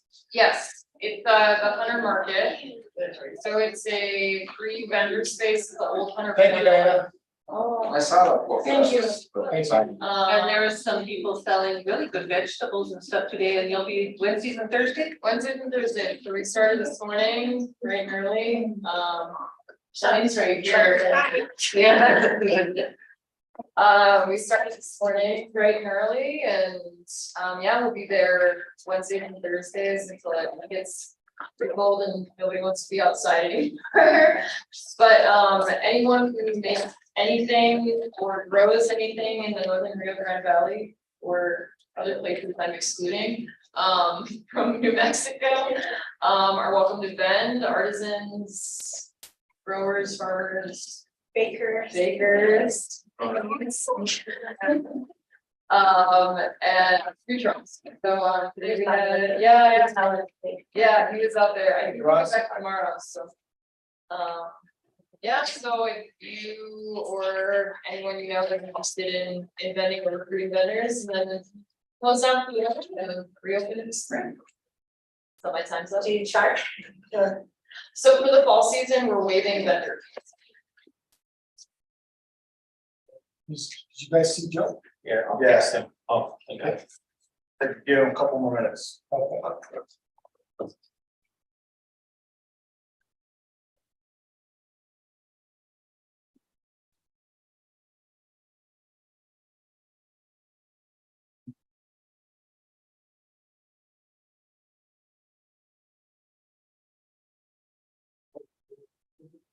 No, we're gonna move on to item number 7, as soon as Joe's back. So a couple minutes. Yes.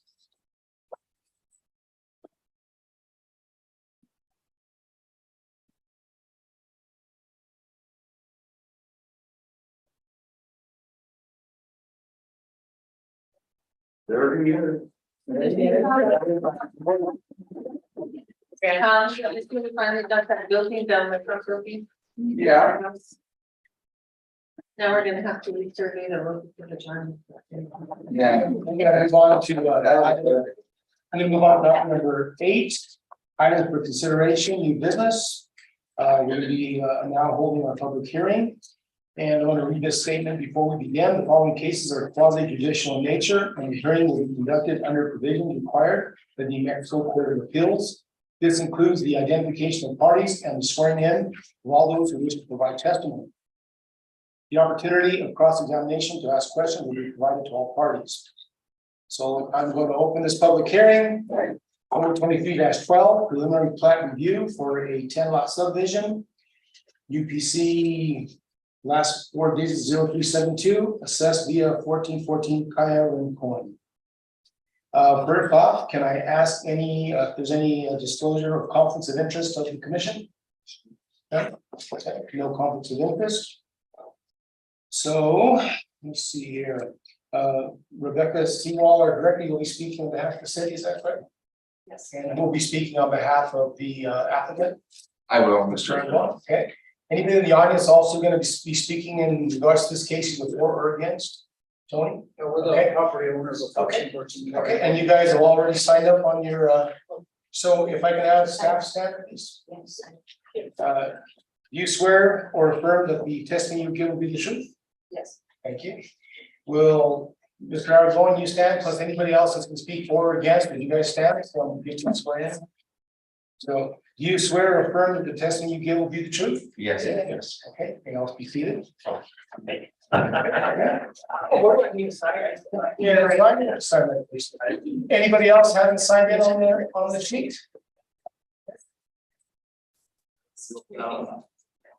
So with that, Ms. Sewall, you may present your case, please. Okay. Hey,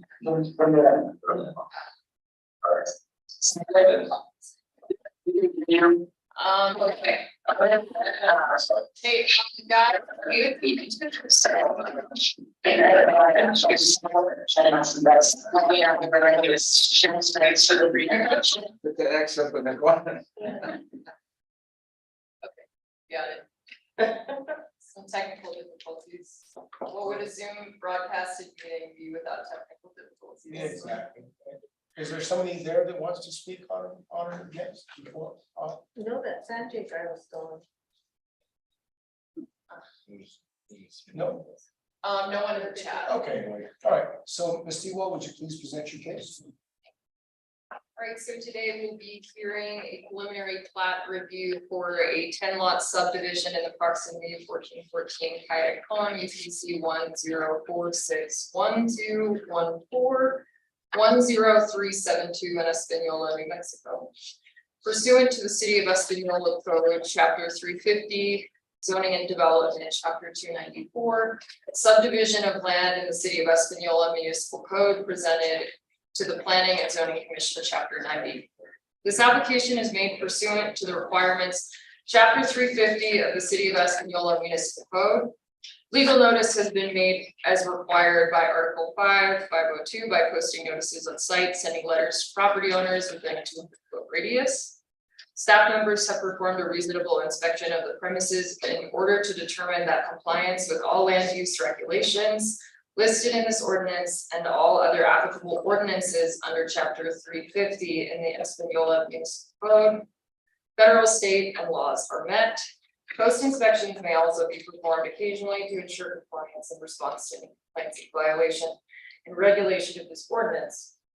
The granting of a city permit is not a waiver of other legal requirements. Necessary permits may be needed to meet other regulatory or reviewing agencies and legal requirements by federal, state, county, municipal, and covenants in order to lawfully engage in land use. The burden is upon the owner to meet all legal requirements.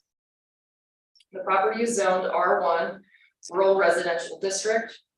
The R1 Rural Residential District is established in which the principal use of land is for single-family residences. The regulation of this district is intended to protect existing and proposed residential areas within a minimum lot size of 43,560 square feet, or a 1 acre minimum, and to encourage the subdivision of development into lots of the same minimum lot size. The regulations of this district are meant to ensure a more rural setting. These regulations are provided to discourage any use of which, because its character would interfere with the relatively rural nature of its district. And there are some listed examples in the staff report here, but those are mostly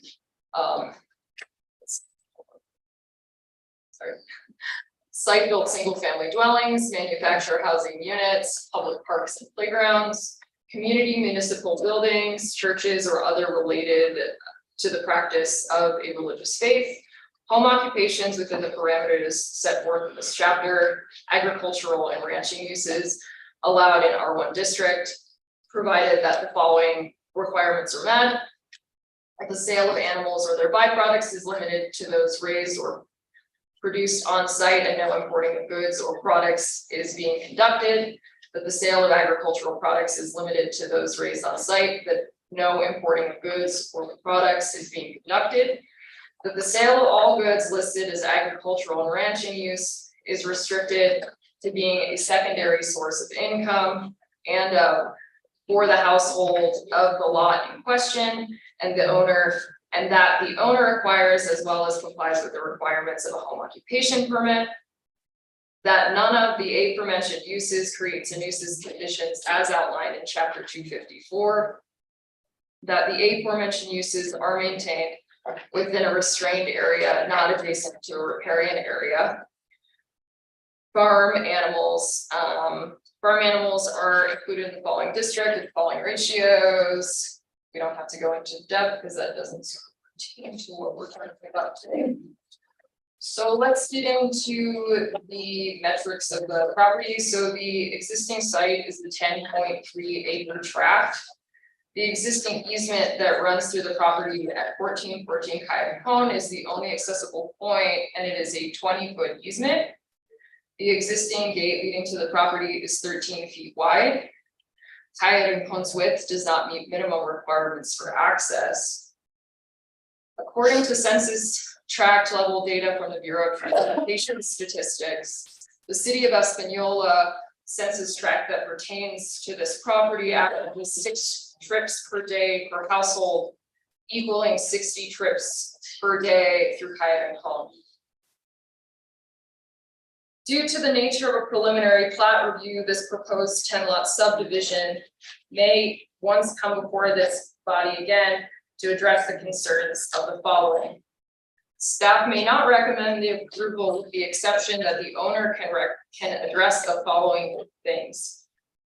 The easement running through the property of 1414 Coyote Cone would have to be approved by the city fire marshal for 60 trips per day. Coyote Cone would have to be widened to meet minimum road width requirements. Existing fencing along and trees along Coyote Cone would have to accommodate minimum road width. The applicant may come before this body to address concerns raised by the fire marshal, wastewater department, and sanitation department by meeting consistent road width requirements, addressing environmental concerns by the wastewater department, minimum accessibility to emergency services as approved by the fire marshal, and approval of this accessibility by sanitation in a subsequent meeting. Here is the proposed lot as is. Here is 1414 Coyote Cone. I don't know if I can flip it on this format, so I'm sorry, guys. You can just all tilt together. So here's 1414 Coyote Cone, this property here. This is the property in question, right here. Coyote Cone, this is the access road here, and this is Harley Lane down. And so this is the proposed subdivision in R1, meeting R1 minimum requirements of 1 acre. So here is the Rio Grande for reference, and then all the way back down to Coyote Cone over here at the 1414 property. So I took some photos of the gate here. This is the current access point to that easement. This is a neighboring property right here. And Amanda and Rocky, I'm sure this looks familiar too.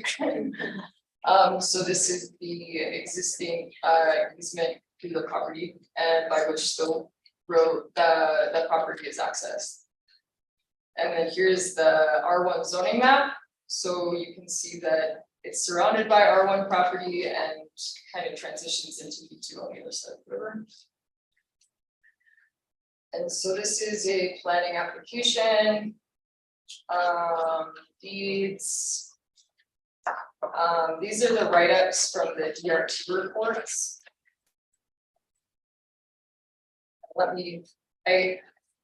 my distance vision isn't so great, so let me pull it up down here. See there. So this is from the field operations department. Elijah Morris is he is the director for parks, streets, and kind of filling in for a lot of different departments. So he's kind of a jack of all trades. So based on the material, we have a DRT meeting. So basically we present things to when they're going to vote. We present things to other department directors to get a cross-reference of specialties, basically.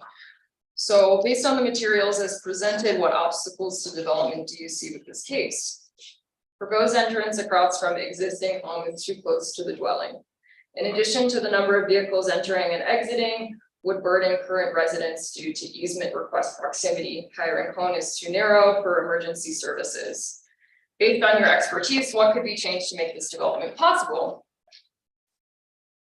Alternative entrance would need to be done. So that was from our streets. And then so the next write up. Okay. Yeah, wastewater.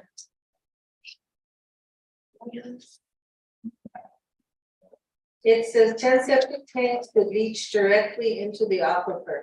Water tables high, sewer line would be required. No city sewer lines. No near. No new city. No near. Near. And then I got it. Thank you. I can read more. Can read both. Based on your expertise, what could be changed to make this development feasible?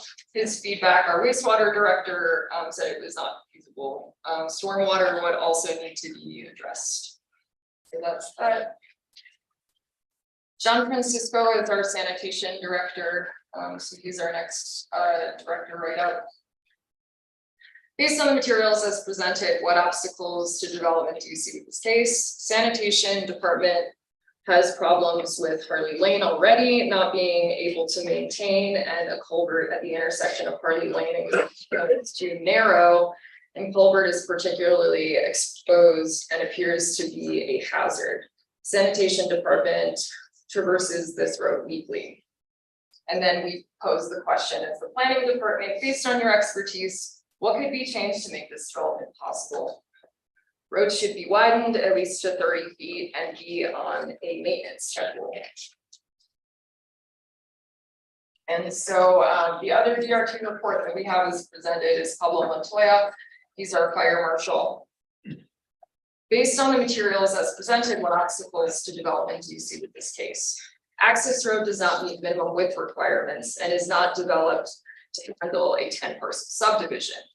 Access to parcel requires a through ingress and egress on private properties. Fire suppression and access and capability would be tremendously restricted.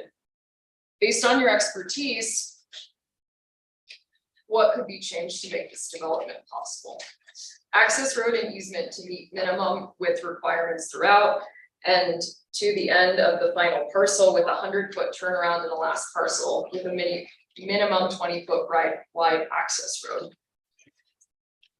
And this is just our subdivision process that I cited. This is just the subtext where it outlines that we're hearing this as a preliminary plot. That's just the highlighted text of what we're doing today.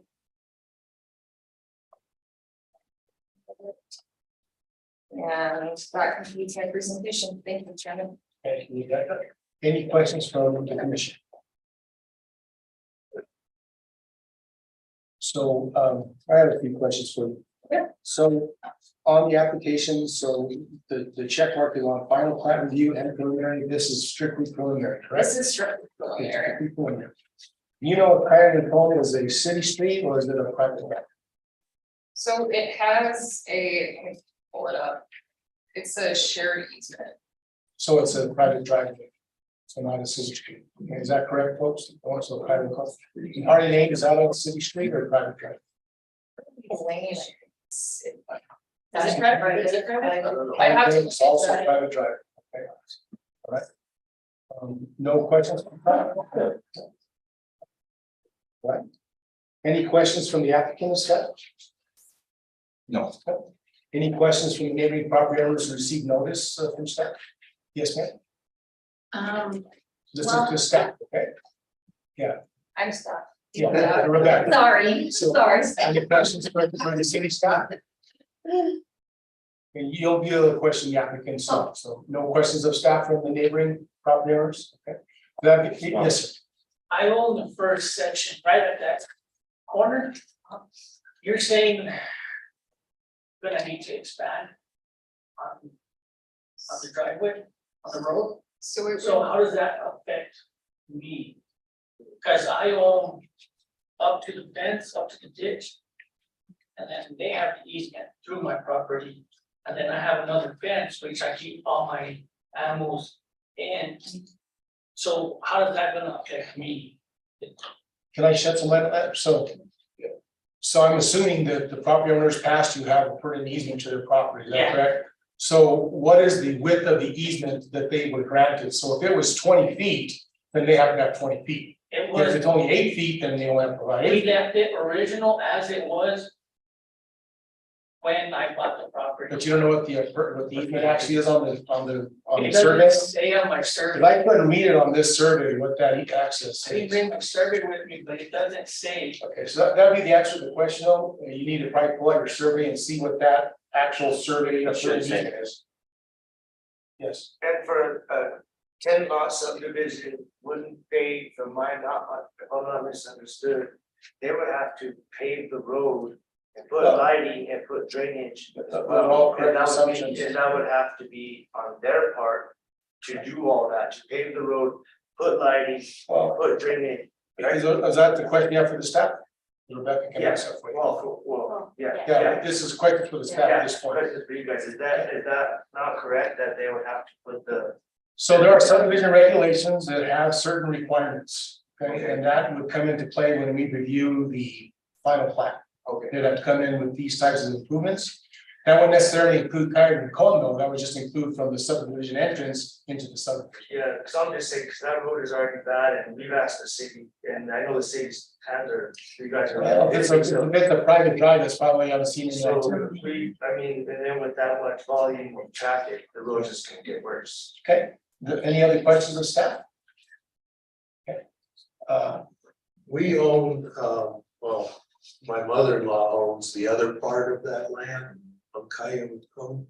And I mean, that fence has been there at that width for 40 years that I've been around. So that's a big problem. And I don't know, I'd have to look at the easement too. Yeah. Because I don't know exactly what it was, but is there any way to find that out, whether that, 'cause I don't know about the survey, it's old. Yeah, so it should be recorded at the Rio Grande County Clerk's Office, so your most recent plat will be recorded there. And that will reflect the existing access. Any other questions for staff from the neighbors? Yes, ma'am. Yeah, I live at 707, so I'm like right at the edge of Hiring Farm. And there's a ditch, the culvert and the ditch that I guess borders Hiring Farm. How would that affect the ditches? Okay, can't mess with the ditches. Yeah. No, we forgot to have you state their name. You want to state your name first, or you spell first, sir? James Argos, James? did you sign in? Yeah. Okay. Better write that down, because we're not here. Hang out. Remote executive over here, James, I'm sorry. Aldas, ALDAC. Then I believe you spoke second, Tony, is that correct? Sir, 24 minutes. And then who spoke next? You did, sir? Robert Satches. Then ma'am, you spoke. Sarah Sandoval. Thank you. Beautiful. Okay. I got a question. Oh, staff? Yeah. Okay. So, on Your there it name- your says name first? that, Rocky Lopez. So on there it says that it has to meet the requirements with the existing trees, right, the width of the easement. So that means that the trees can't get cut down, right? I mean, they would have to meet the requirements for the trees No. on the properties. That's not what it says. Oh, okay. It just says that, let's see. We get the exact terms, or do you wanna do it, Rebecca? I said a 20-foot easement, so we're questioning that, we're asking staff if she knows how wide that easement is, and it's a private drive, so the city wouldn't have that information. Yeah, but it basically says no, that if it's not as wide as it's supposed to be, basically you probably would have to take out some of the trees and everything. To make it wide. But you'd have to check and see, you have to get on your documents and see what that easement is, okay, we don't know what that easement is. It's a private drive, as we're being told, so the city has no record of what that easement is.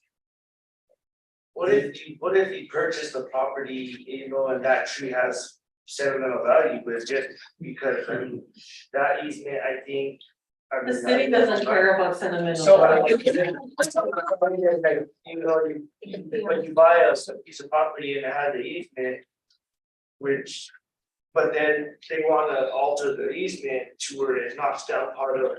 I'm not gonna give you an escape answer, but the answer is, when it's a private drive and it's an easement, then you would have to discuss that with your attorney, okay? Yeah. So, yeah, just be truthful, and I'm not an attorney, okay?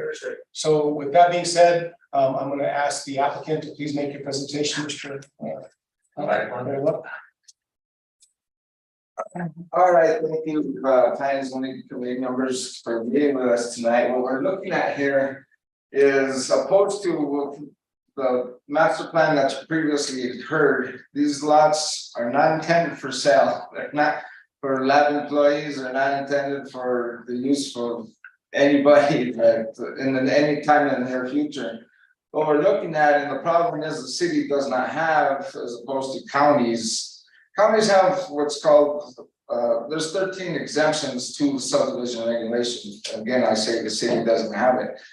One of those exemptions is what's called a family transfer. So you can create as many lots as you want, as long as they do meet the minimum lot size and anything like that. Assuming we're in the city, I mean in the county. In this particular situation, we do happen to be in the city limits, which the city does not recognize the family transfer.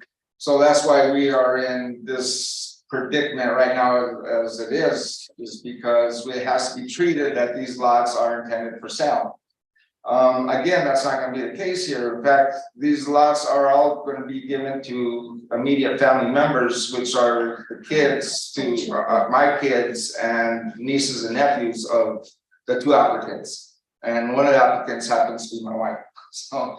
And then again, I happen to be the surveyor who's doing this, so I can answer any of your questions regarding the surveys too.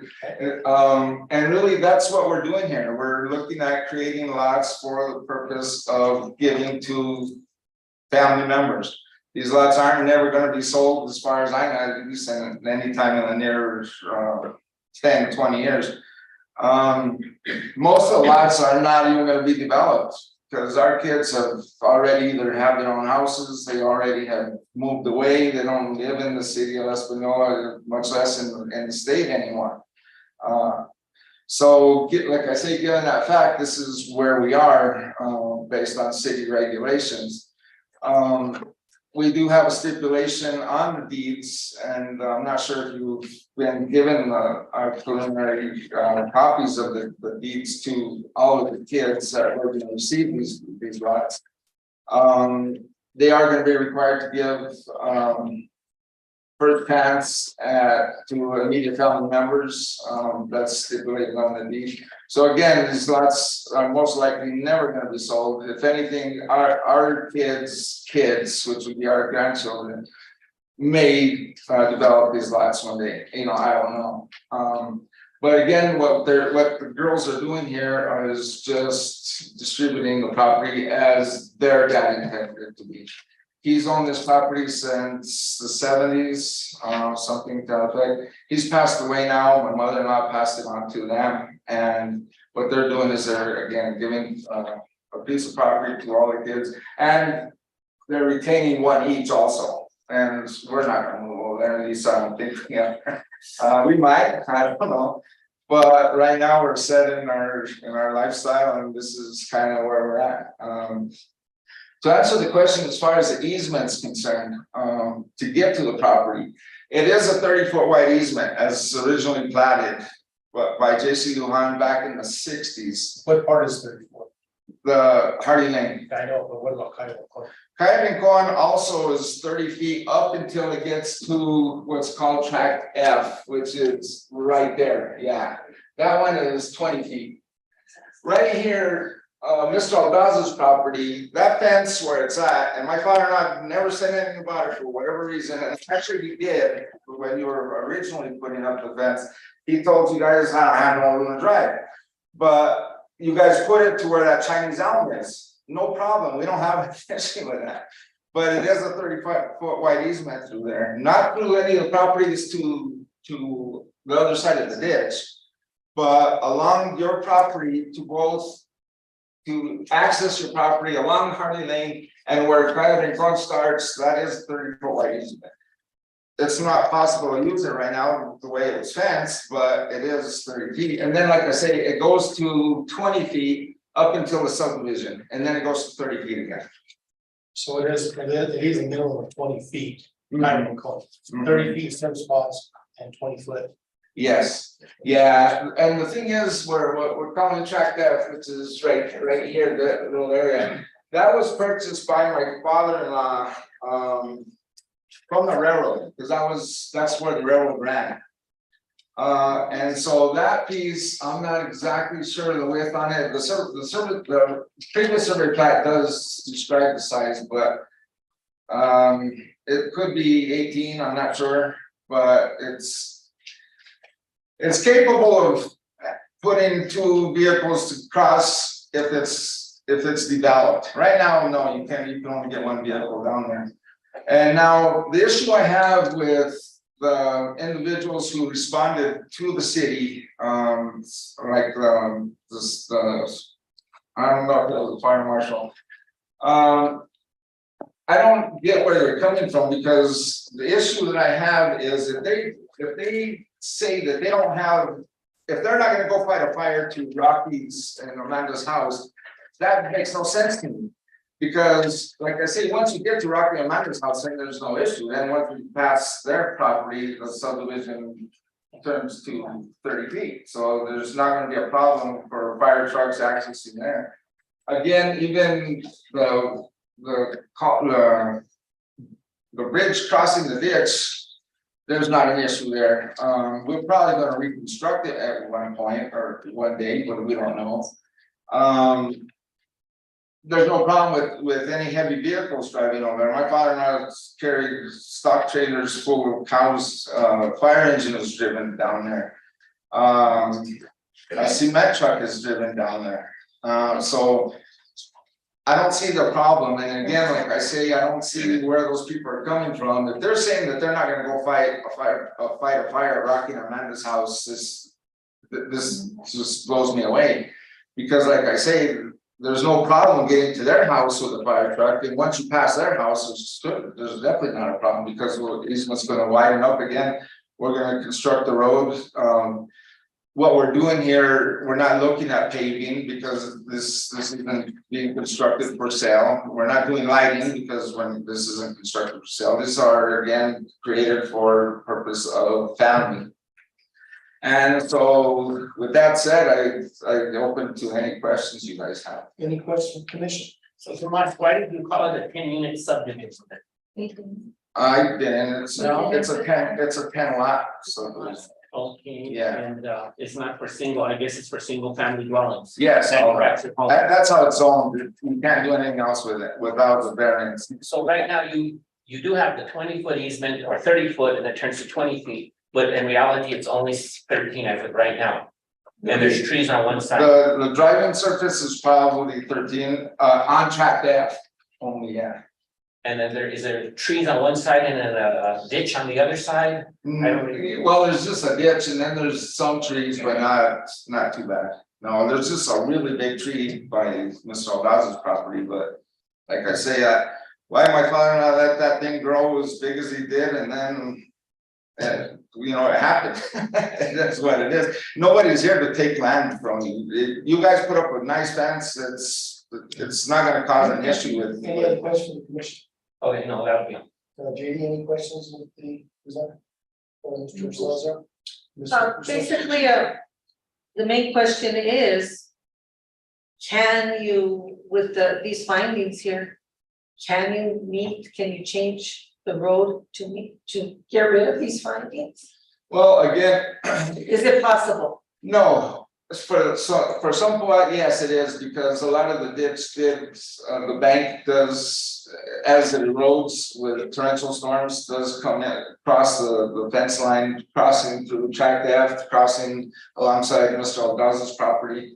Because he uses part of the same road, Hardy Lane, to access his property.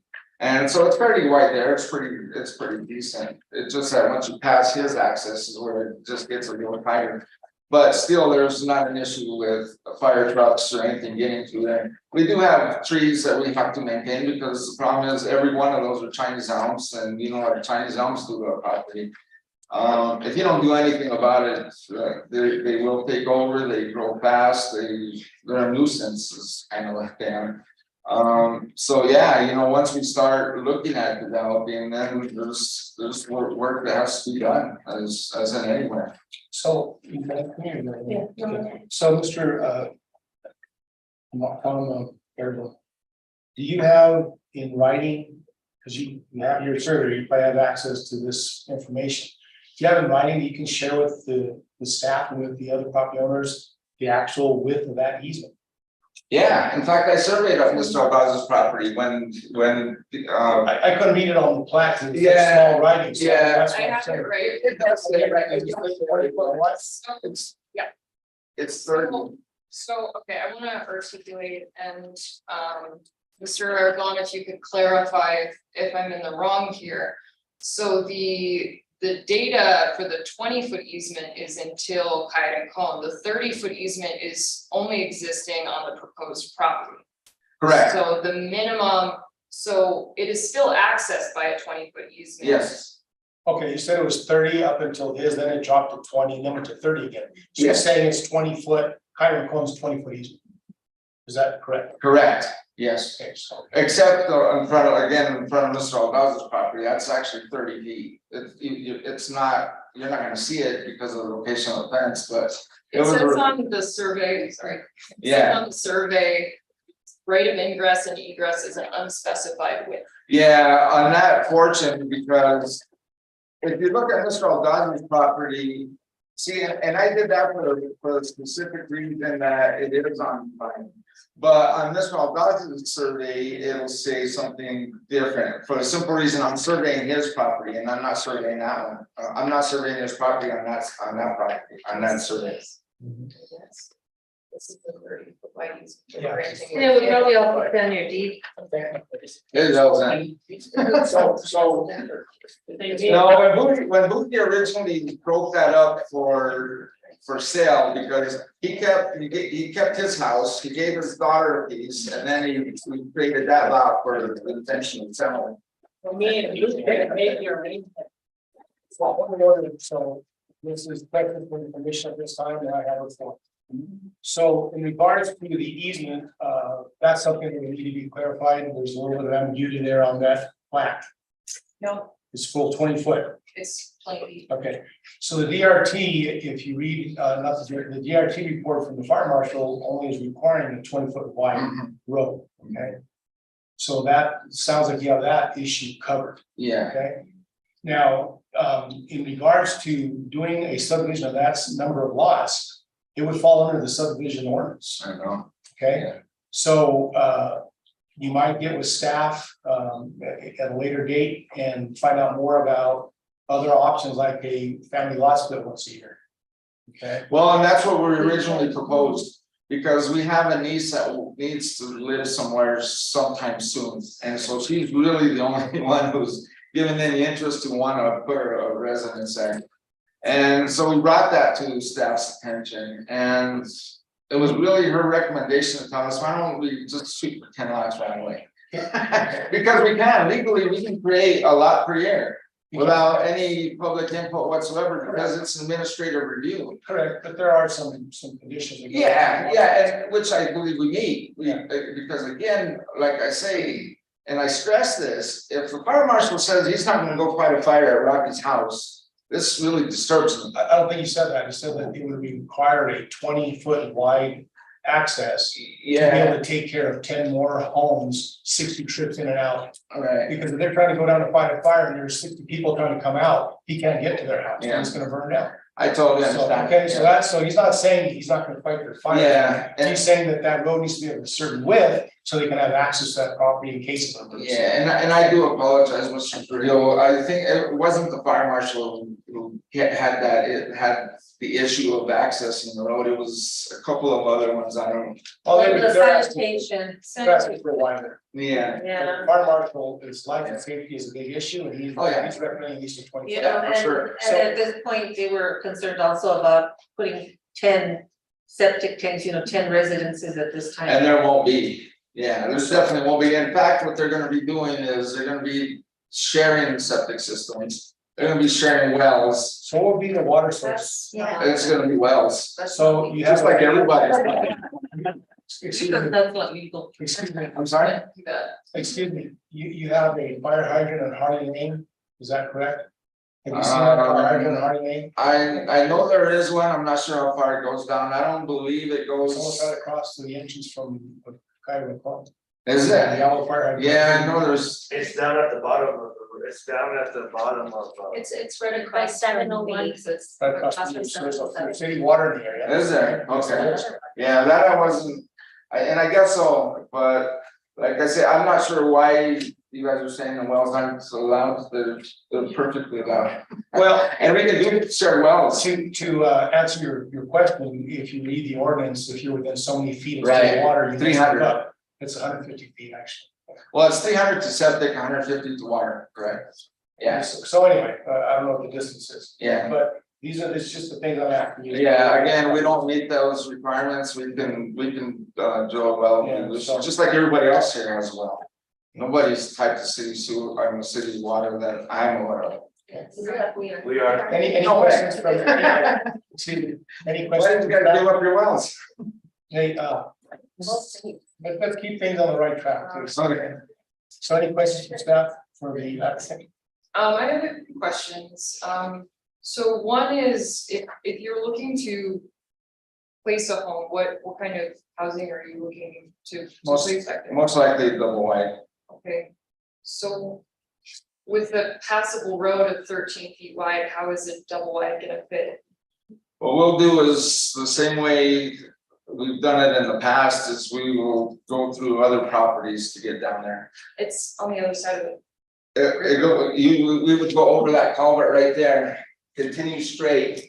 And gain access through two other landowners, which we have permission.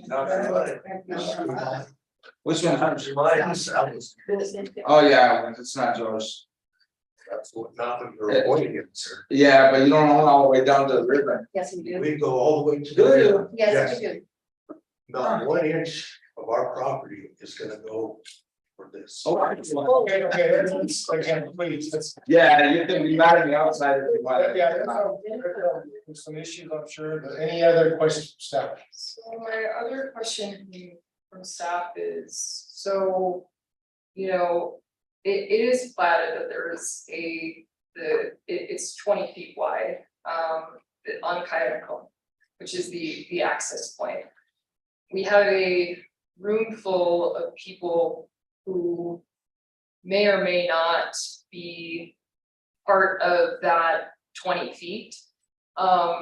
So when I went out and took measurements, a lot of the road is, 14, 15, 13 feet in passability. How are you going to address that with the homeowners on Coyote Cone? You mean as far as constructing a 20-foot wide surface? Because I don't see how that's even possible, as long as we have a 20-foot wide easement, that's all that's required.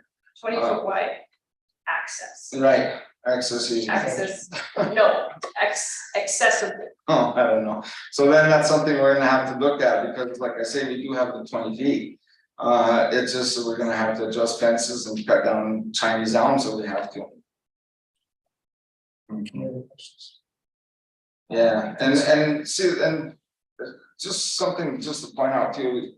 I don't know, you guys probably have the data on it, but how many roads do you have percentage wise in the city of Espanola that's 20-foot surface? Sometimes it's not even gonna be possible just because of traditional historic. I know Ross has 2 houses on Hudson Lane that road goes down to, I think, 12. It's nothing. All of West Side, none of those roads are 20 feet. City just went in there and paved to the best of their ability, and that was it.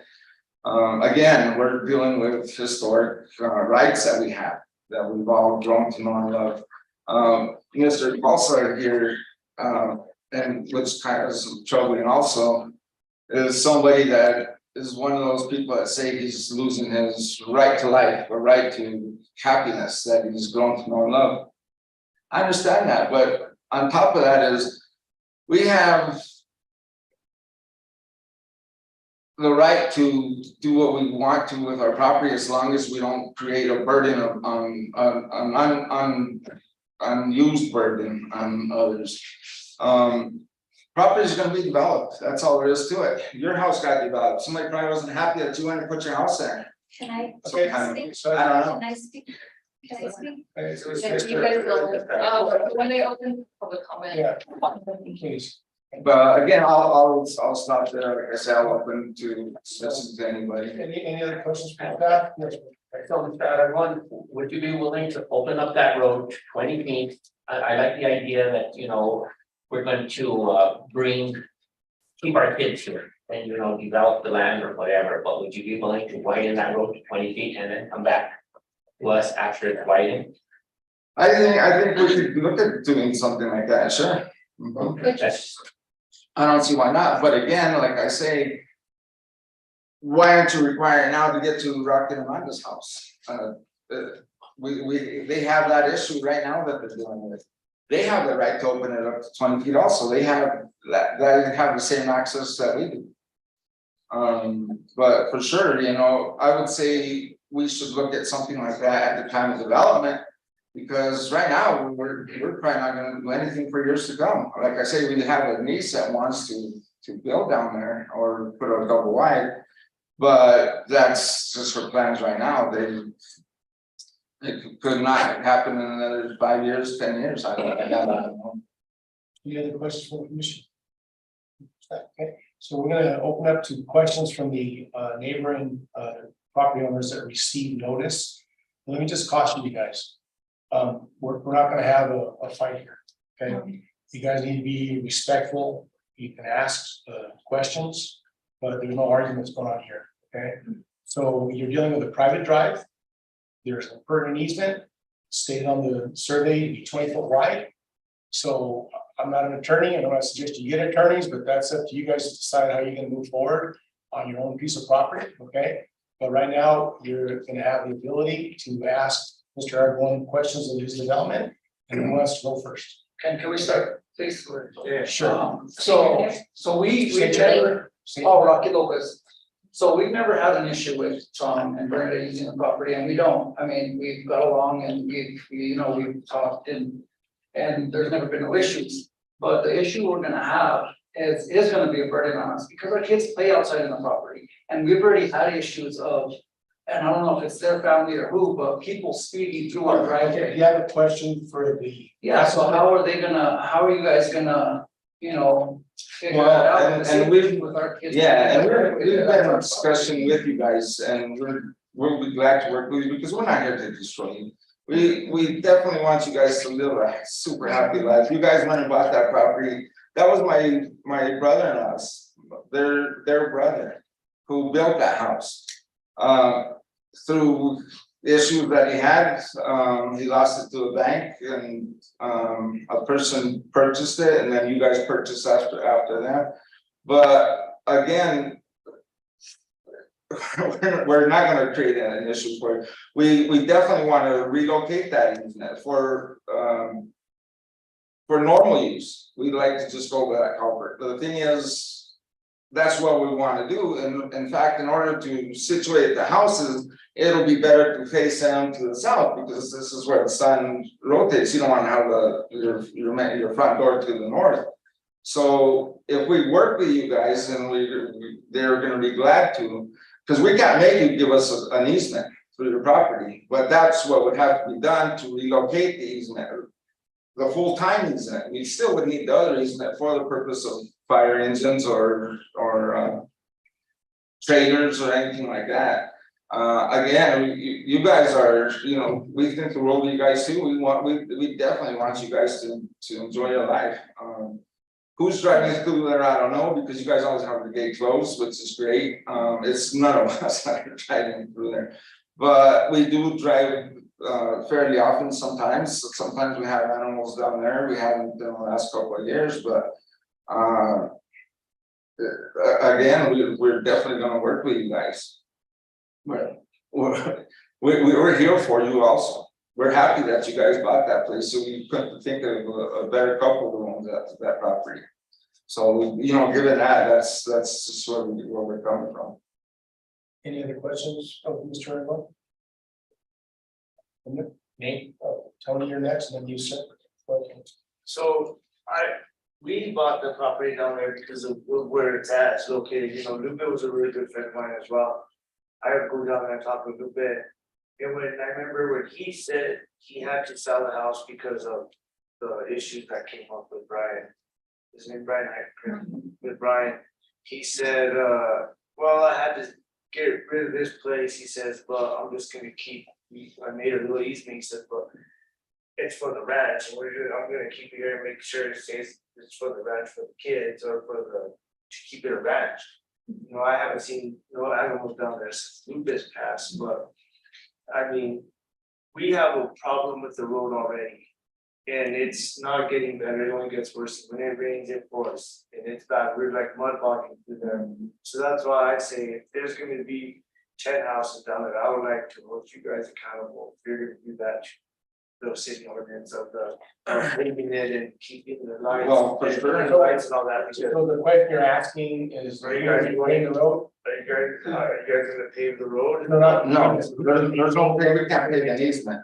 But the thing is, what we can all do, all of us as neighbors, is get together and put money into putting base course on that road. Because it gets really bad when it rains. Any one of us could just go and fix that before the culvert, where the water doesn't run over the culvert that comes all the way from Prince Drive. If you would just resurface the road where it crowns at the ditch, then the water from the road all the way from Prince Drive can just go into the ditch. For some reason, right now, it just goes straight right over the culvert. The culvert's visible. So it's just a matter of all of us pitching in and doing our part for each other, not just expecting us to do it just because we're thinking of creating lots. We're not creating development, we're creating lots. That's what it comes down to. One more question. Put yourself in their shoes. Do you think that's respectful? I think that's just so disrespectful. That road, that easement from looking at their house is like 3 feet in front of their kid's window. If you guys were in his shoes, how would you guys feel about that? Would you guys be willing to give up that easement the way you're asking to give up that easement? Would you guys be willing to do that? We definitely will work with them to relocate the easement. Yeah. I just don't think that we all bought a place down there to raise our kids in a safe place. And we have kids that run up and down the road. And when they said a 10-lot subdivision, they just said, oh my God, like, dude, like now look how bad it's only gonna get worse. And then I felt for them because that road goes, you could touch the window with your hand. It's actually their eve is into the easement. That's how close the road is. So, but the thing is when the easement was created, there was a single wide there, so there was no issue then before. There was plenty of room to drive, there was plenty of room for a yard, everything. So then when my brother and I built the house, he built the house the best he could to fit in on that lot, so the thing is, the easement didn't relocate. We can for sure scoot the easement over now, right alongside the ditch, if they so choose, it's their call because it's their property. But like I say, when we didn't do anything with the property, or the easement, once the house was created or replaced with the single wide, if something could have been done to not have it right there, but sure, there's plenty of room to scoot the easement over to the ditch. But again, like I say, if Rocky and Amanda choose to work with the girls about relocating the easement completely, we won't even be using the easement in front of the house. We'll just be cutting in right directly. But again, it's up to them to want to work with them. They're more than willing to want to help Rocky and Amanda to not have that burden. We all live next to roads, you know. The sad fact of the matter is, their property, their house just happens to be right next to it.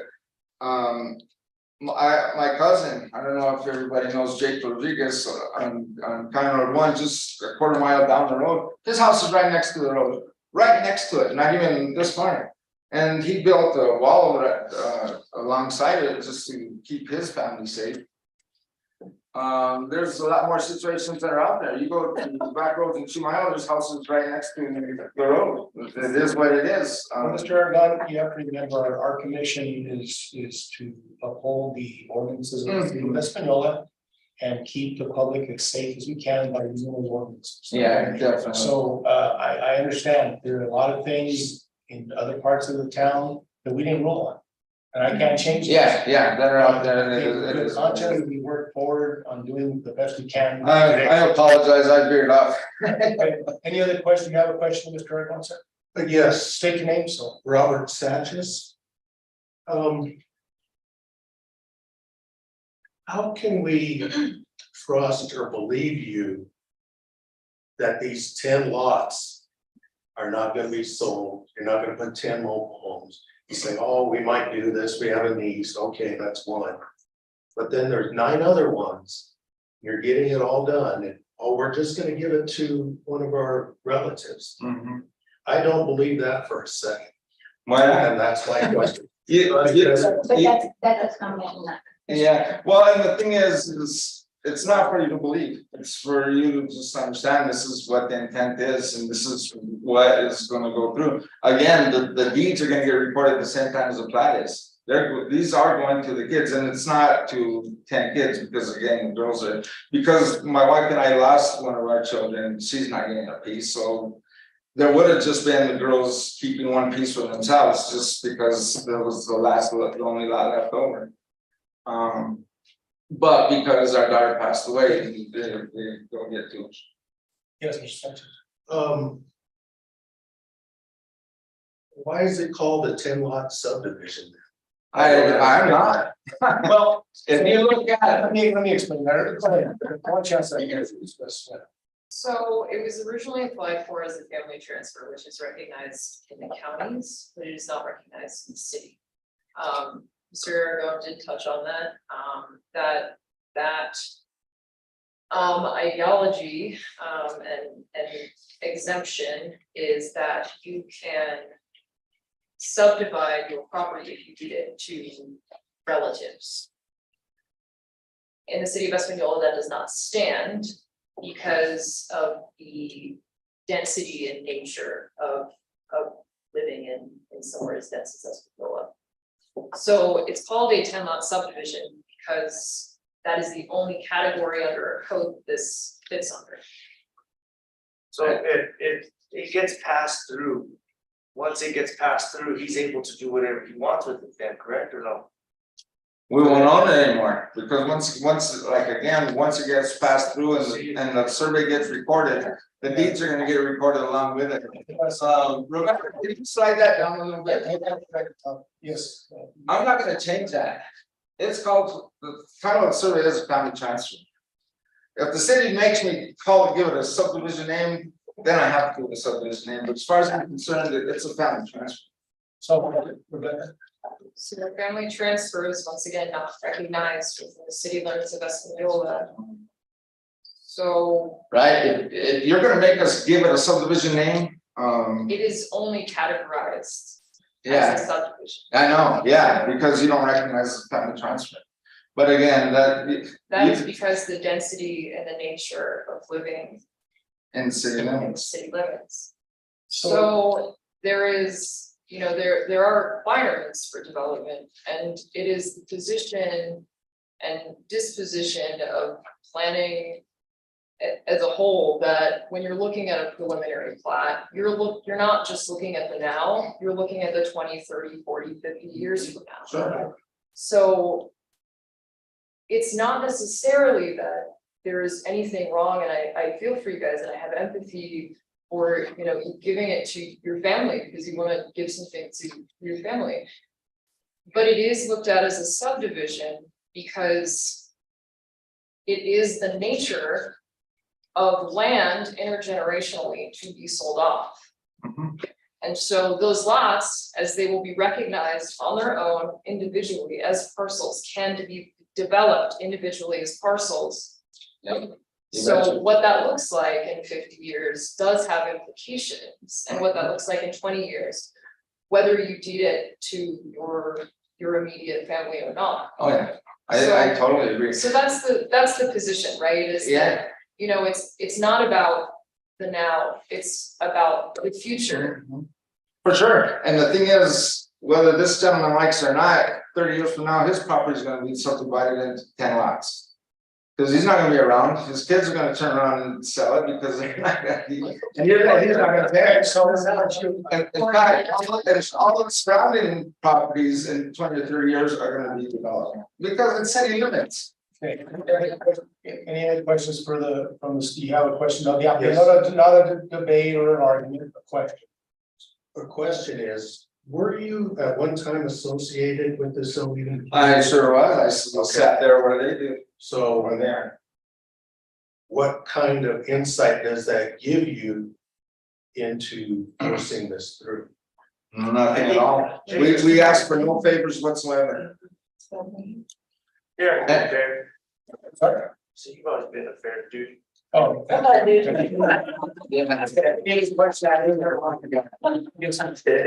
are you gonna do, what are you planning to do with the parcels? Are they gonna be separate septic tanks? Are there gonna be? No. Are you gonna put any wells in there? If it's our nuisance, right? Chairman. Yes. And I don't want to put this on record because I am not 100% sure, but in my experience, the environmental department does not allow the sharing of septic tanks for single family homes. Correct. In the city limits, because it should be in the county. They should. Oh, yeah. Environmental department. Oh, in fact, it's highly requested to share a septic tank in the county. Well, that's why it's a subdivision, not a family thing. Again, but because they're all 1 acre minimum lots, you can pretty much do whatever you want. Well, But then, okay, let me clarify some things, because I want to keep this as factual as we can, okay? So is it not true? If you want to drill a well, you have to get a permit for that from the state, is that correct? Correct. The state's not gonna allow you to just do anything you want to do. No. Okay, if you want to put in a septic tank system, you have to get a permit from EID for the size of the house, number of occupants, number of beds, number of baths, is that not correct? Number of So they're not bedrooms. gonna Yes. let you do whatever you want to do. Correct. Okay, so please refrain Mr. Aragon from making those types of comments, because I don't think we're helping your situation out at all. I may have not spoken clearly, is that when I said you can do whatever you want to do. You can do whatever you want to do as long as it's permitted. Correct. That's what it's, I guess it's okay. Are you signed to speak, want to say change? Dr. Lopez? So my question is, what we're talking about the sewer, the water, everything. What about the light? Because there was a comment made to me that they could put a light pole in my property to pull the light for the rest of the homes down there. So Who told you that? this, I'm going, for today, I'm going. Well, it's not a light pole, it's a power. She said that they could put a light pole in my property to pull the light for the houses down there. You're not an attorney. So that just, Independent. I know you're not, but I just wanna know, They would have to have, Hemmons would have to have access to that property. Within the utility. Easement, There's a utility, but if it's only 24 wide, is there utilities in plus the road easement? Yes. It's combined, It's combined. So that's 20 foot wide private. ingress. So it'd be hard to put a hole in the 24 road, it's not 20 foot yet. Right. Well, there it is, you clearly have 20 feet through their property, there's no issue whatsoever. But the access is only 20 foot, so you couldn't have it occupied by a pole in the 20 foot. No, because you want to have 20 foot. Yeah, you just drive around that pole, the pole will be right on the edge.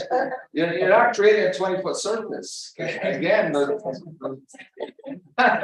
Yeah, I think when you're talking about streets and road access, they're talking about the width being 20 foot of the driving surface. Not a wall, a house, a tree, a mailbox, and you have 3 foot to drive your bicycle through. That's not how it works. Not to my knowledge. Okay, any other questions from the property owners of Mr. Aragon? Okay. Thank you, Mr. Aragon. thank you.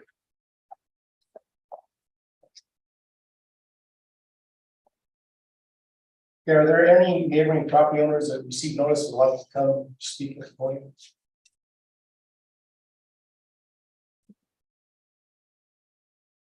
No,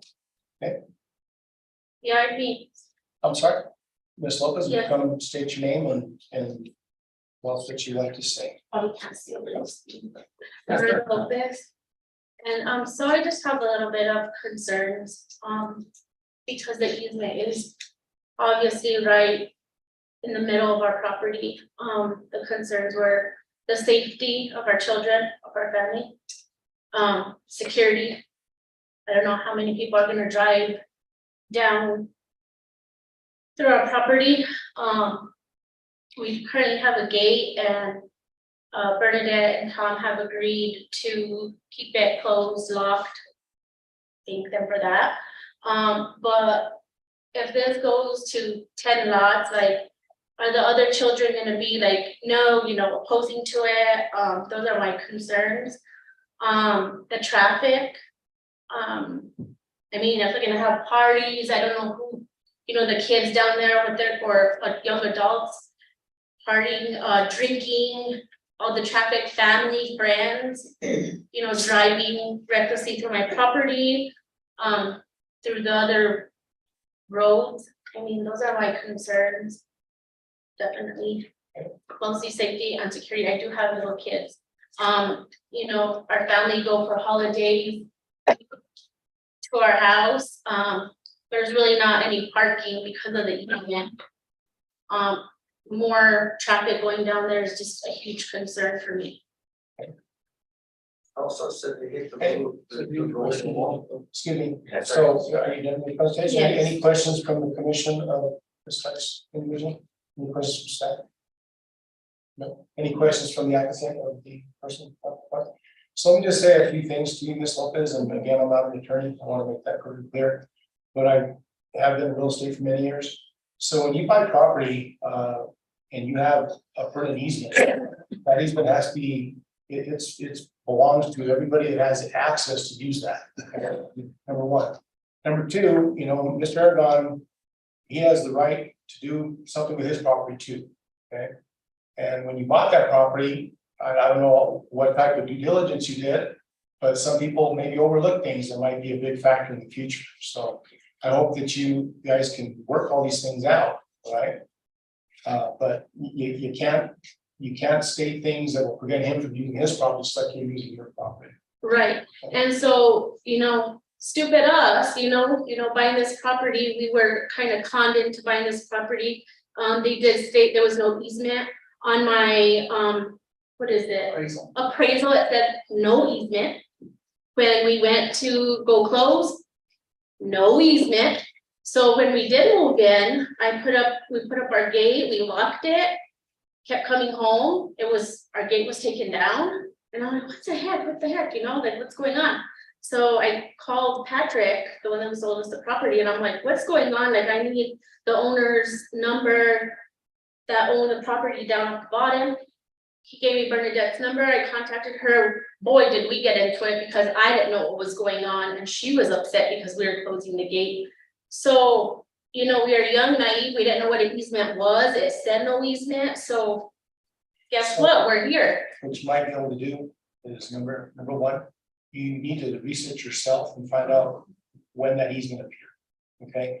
There should be- tried. Yeah, there should be record on the survey that you got on your property, that easement should be listed on it. Which it's just that one right there, that's all record that I had, when we bought the property, I said, I'm gonna go to planning and zoning right away, you know, and go check this out, and I even started going in his It'd be office, the county that would, counties have those plans reported. Number two, if you bought that property, hope you bought title insurance, and if they, Yes, rule they that money correctly, then you have an option there. yeah, they And did. number three, you also have an option against the realtors, areas of emissions. There was no realtor, it was private, yeah, But anyway, that's, and no questions. Right. Have a seat. yeah, okay. All right, anybody from the general public who did not receive notice? Yes, May I make a comment? yes, you state your name. Yes. You're one of the applicants. Catherine Pico Martinez, and I did sign it. I am also one of the property owners, so it's both me and my sister who own the property. It was given to us by our mom, who gave it to us because it's been my dad's land. All of you guys, you know my dad. Many of you guys knew my dad. You knew what he was about. He was your friend. He worked with you.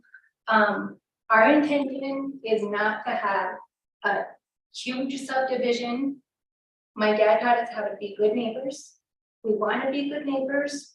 We also want a right to be able to give our land to our children.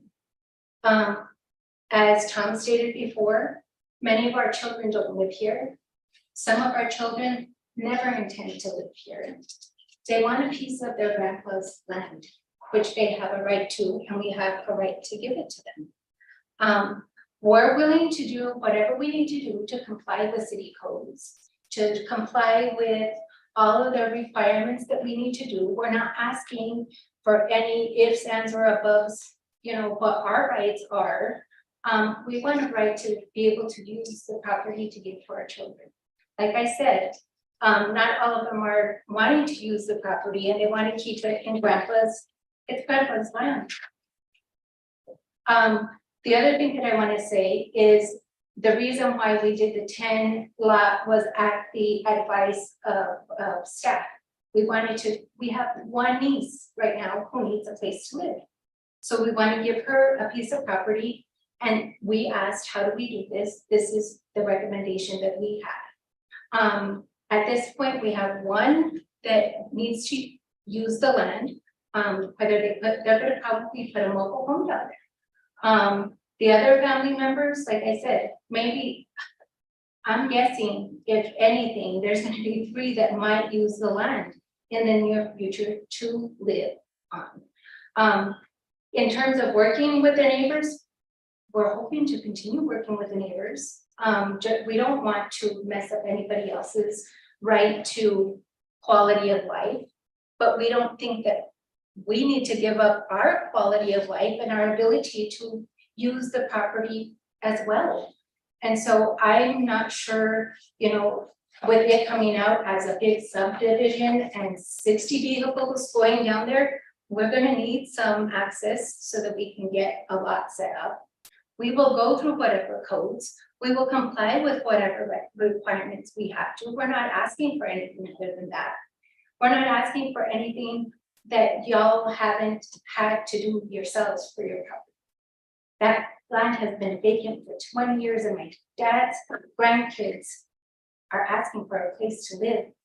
We have one that's asking, and this is where we stand now. And so I don't understand like why we are coming with such opposition when we haven't even tried to occupy the land since my dad's been gone. In terms of Rocky and Amanda, we've said we would work with you. I haven't ever met you. I haven't been down there. You know, I'm sorry that you guys got in the predicament that you did and that you guys were not informed. That is not our fault. We have our own children, we understand that. And that's why we agreed to keep the property and the gate closed and let you know when we're gonna go down there, which has been occasionally, or it's not every weekend, you know, so I just want you to know that my dad taught us how to be good neighbors. We're teaching our children, and now we don't understand why there has to be so much opposition to us wanting to put our kids down there too. I understand. Okay, I hope. Sorry. Any questions from staff or the person who spoke? I have a clarification. It was not the recommendation of staff, or at least me, staff, to do the 10 lot. It was a recommendation of our I past. imagine. Okay. Okay.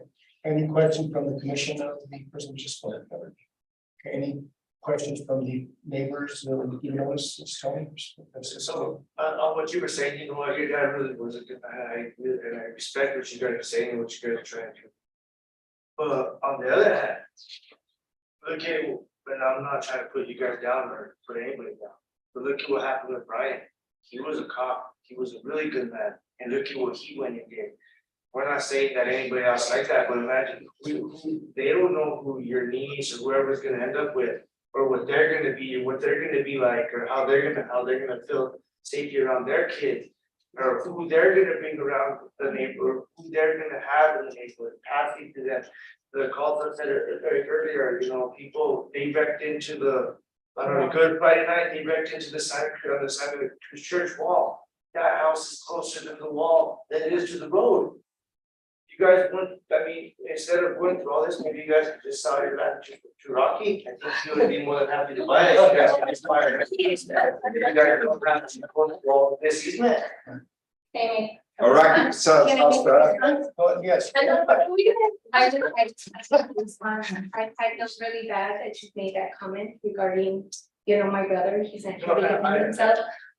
The other thing is that we cannot predict what any one of us in this room is gonna do in the future. We hope that it's good. I, as a owner of the land, cannot predict what her children, or her children, or anyone's children. So I don't see that as something that we can control. Anything pertinent to the actual application, because I'm not gonna get into neighborhood fights, okay, so anything else you'd like to add to your presentation? No, just that we're here to respect each other's, and we hope that we can work together. Thank you very much. So at this point, right now, I'm going to close the session for public comments. And so we can have some discussion. I'd like to entertain a motion on this. We have a recommendation from staff to deny the request. You can make the motion you feel that you want to make, so we'll have a motion for this application.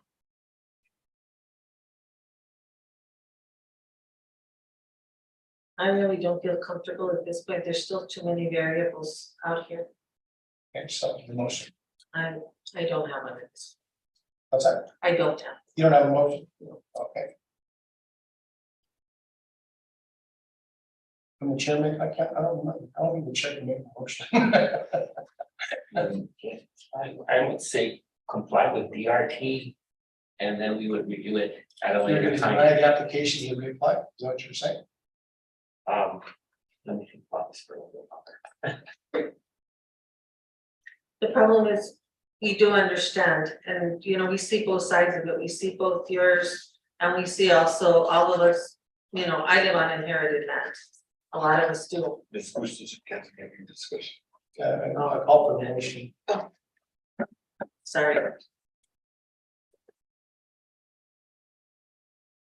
Go with the recommendation for the wet plan development of the land. So Mr. JD Martinez makes a motion to deny the request based off the staff's recommendations, is that correct? Have a second?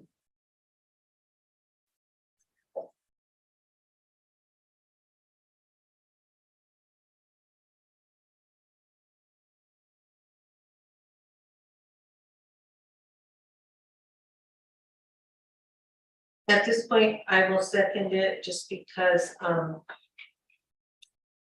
of the staff's recommendation, and I do urge you to come back once you have more of these details ironed out. So we have a first and a second, so I'm gonna open this up for discussion amongst the commissioners, and I'd like to say some things first. So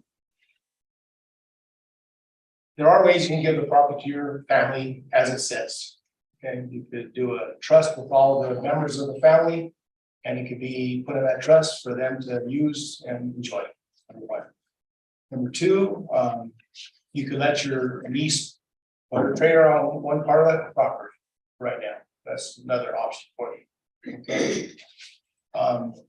You also have the right, like every other citizen in this city that owns property, you can do one lot split per year. Okay, as long as you retain one, and the other one goes to a family member. So that's an option that you can work on also. Okay. I can't apologize enough for people that give me bad information at any level, because you come for proper information from the departments of the city and whatnot. I don't know what the intention of that director was at that time. I would not have given you that advice though, because whenever you do this type of a subdivision, you have to fall under subdivision rules. Yeah, subdivision is not necessarily the houses you're putting there. Subdivision simply means you're taking a piece of property that's this and you're dividing it, so you're subdividing it. And in this case, you want to do it 10 times or 9 times, right? So that's a big request. I mean, it requires a lot of scrutiny when people come and ask for that type of a development, because a lot comes into play: lighting, traffic, drainage, sidewalks, you name it. You can read our subdivision ordinance, Mr. Aragon. You are planning and zoning. You know what it requires. So with 390, correct? Or 350? 290? No, 290 is 350. It's under 350. yeah. But we can get you a copy of that too. But you know, I would suggest that you don't give things up. You know, I mean, there's a way to work things out, but it might be a family law split one per year. So you can take. Yeah, we're patient. That's what we're planning on doing in the first place. 10 years was fine to us. So anyway, I'm gonna call for the question unless there's any other discussion comes time. Call for the question. So you call for the question. I'll do a roll call vote. Yeah. Ross Chavez. Part of the motion. Judy For the Garcia. motion. Jared Trujillo. That's it for the motion.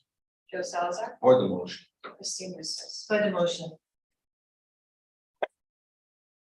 Now, you know 2 things, okay? You have the right to appeal this decision to city council, number one. And you also have a right to reapply, okay, with some of the conditions you heard from some of the commissioners, right? Question on the easement, you know, get that clarified. And it'd be good for all you folks to do the same thing, because you have to abide by that easement. You cannot lock people out of their property. I know that for a fact, okay? So you want to make sure that you abide by that easement. You should all figure out what that is. The only concern that the fire marshal had was that the road needs to be 20-foot passable surface road. And then that'd be paved, it'd be gravel, whatever, right? That's the base course. You know what they're all about. So there's some things you can get still done and reapply. Yeah. Okay. But you might look at those alternatives, and I think if you talk to Rebecca there, she might give you some input on what you can do immediately to take care of your piece. All right. But thank you guys for your time. Well, you know what, we took a little more time with this than normal, because number one, we want neighbors to get along, okay? And we don't want people not to get along, okay? So with that, I'm going to close the public hearing. It is now in my credit. And thank you all for attending. I have a cousin who keeps going through my yard and using my game. So I. Thank you. When things you gotta work that out. Well, family is very hard. Thank you. Thank you. Thank you guys. You guys have a good day. Good to see you. Okay, here goes, where you go. My cards. Your cards. Yeah, yeah, what's the name?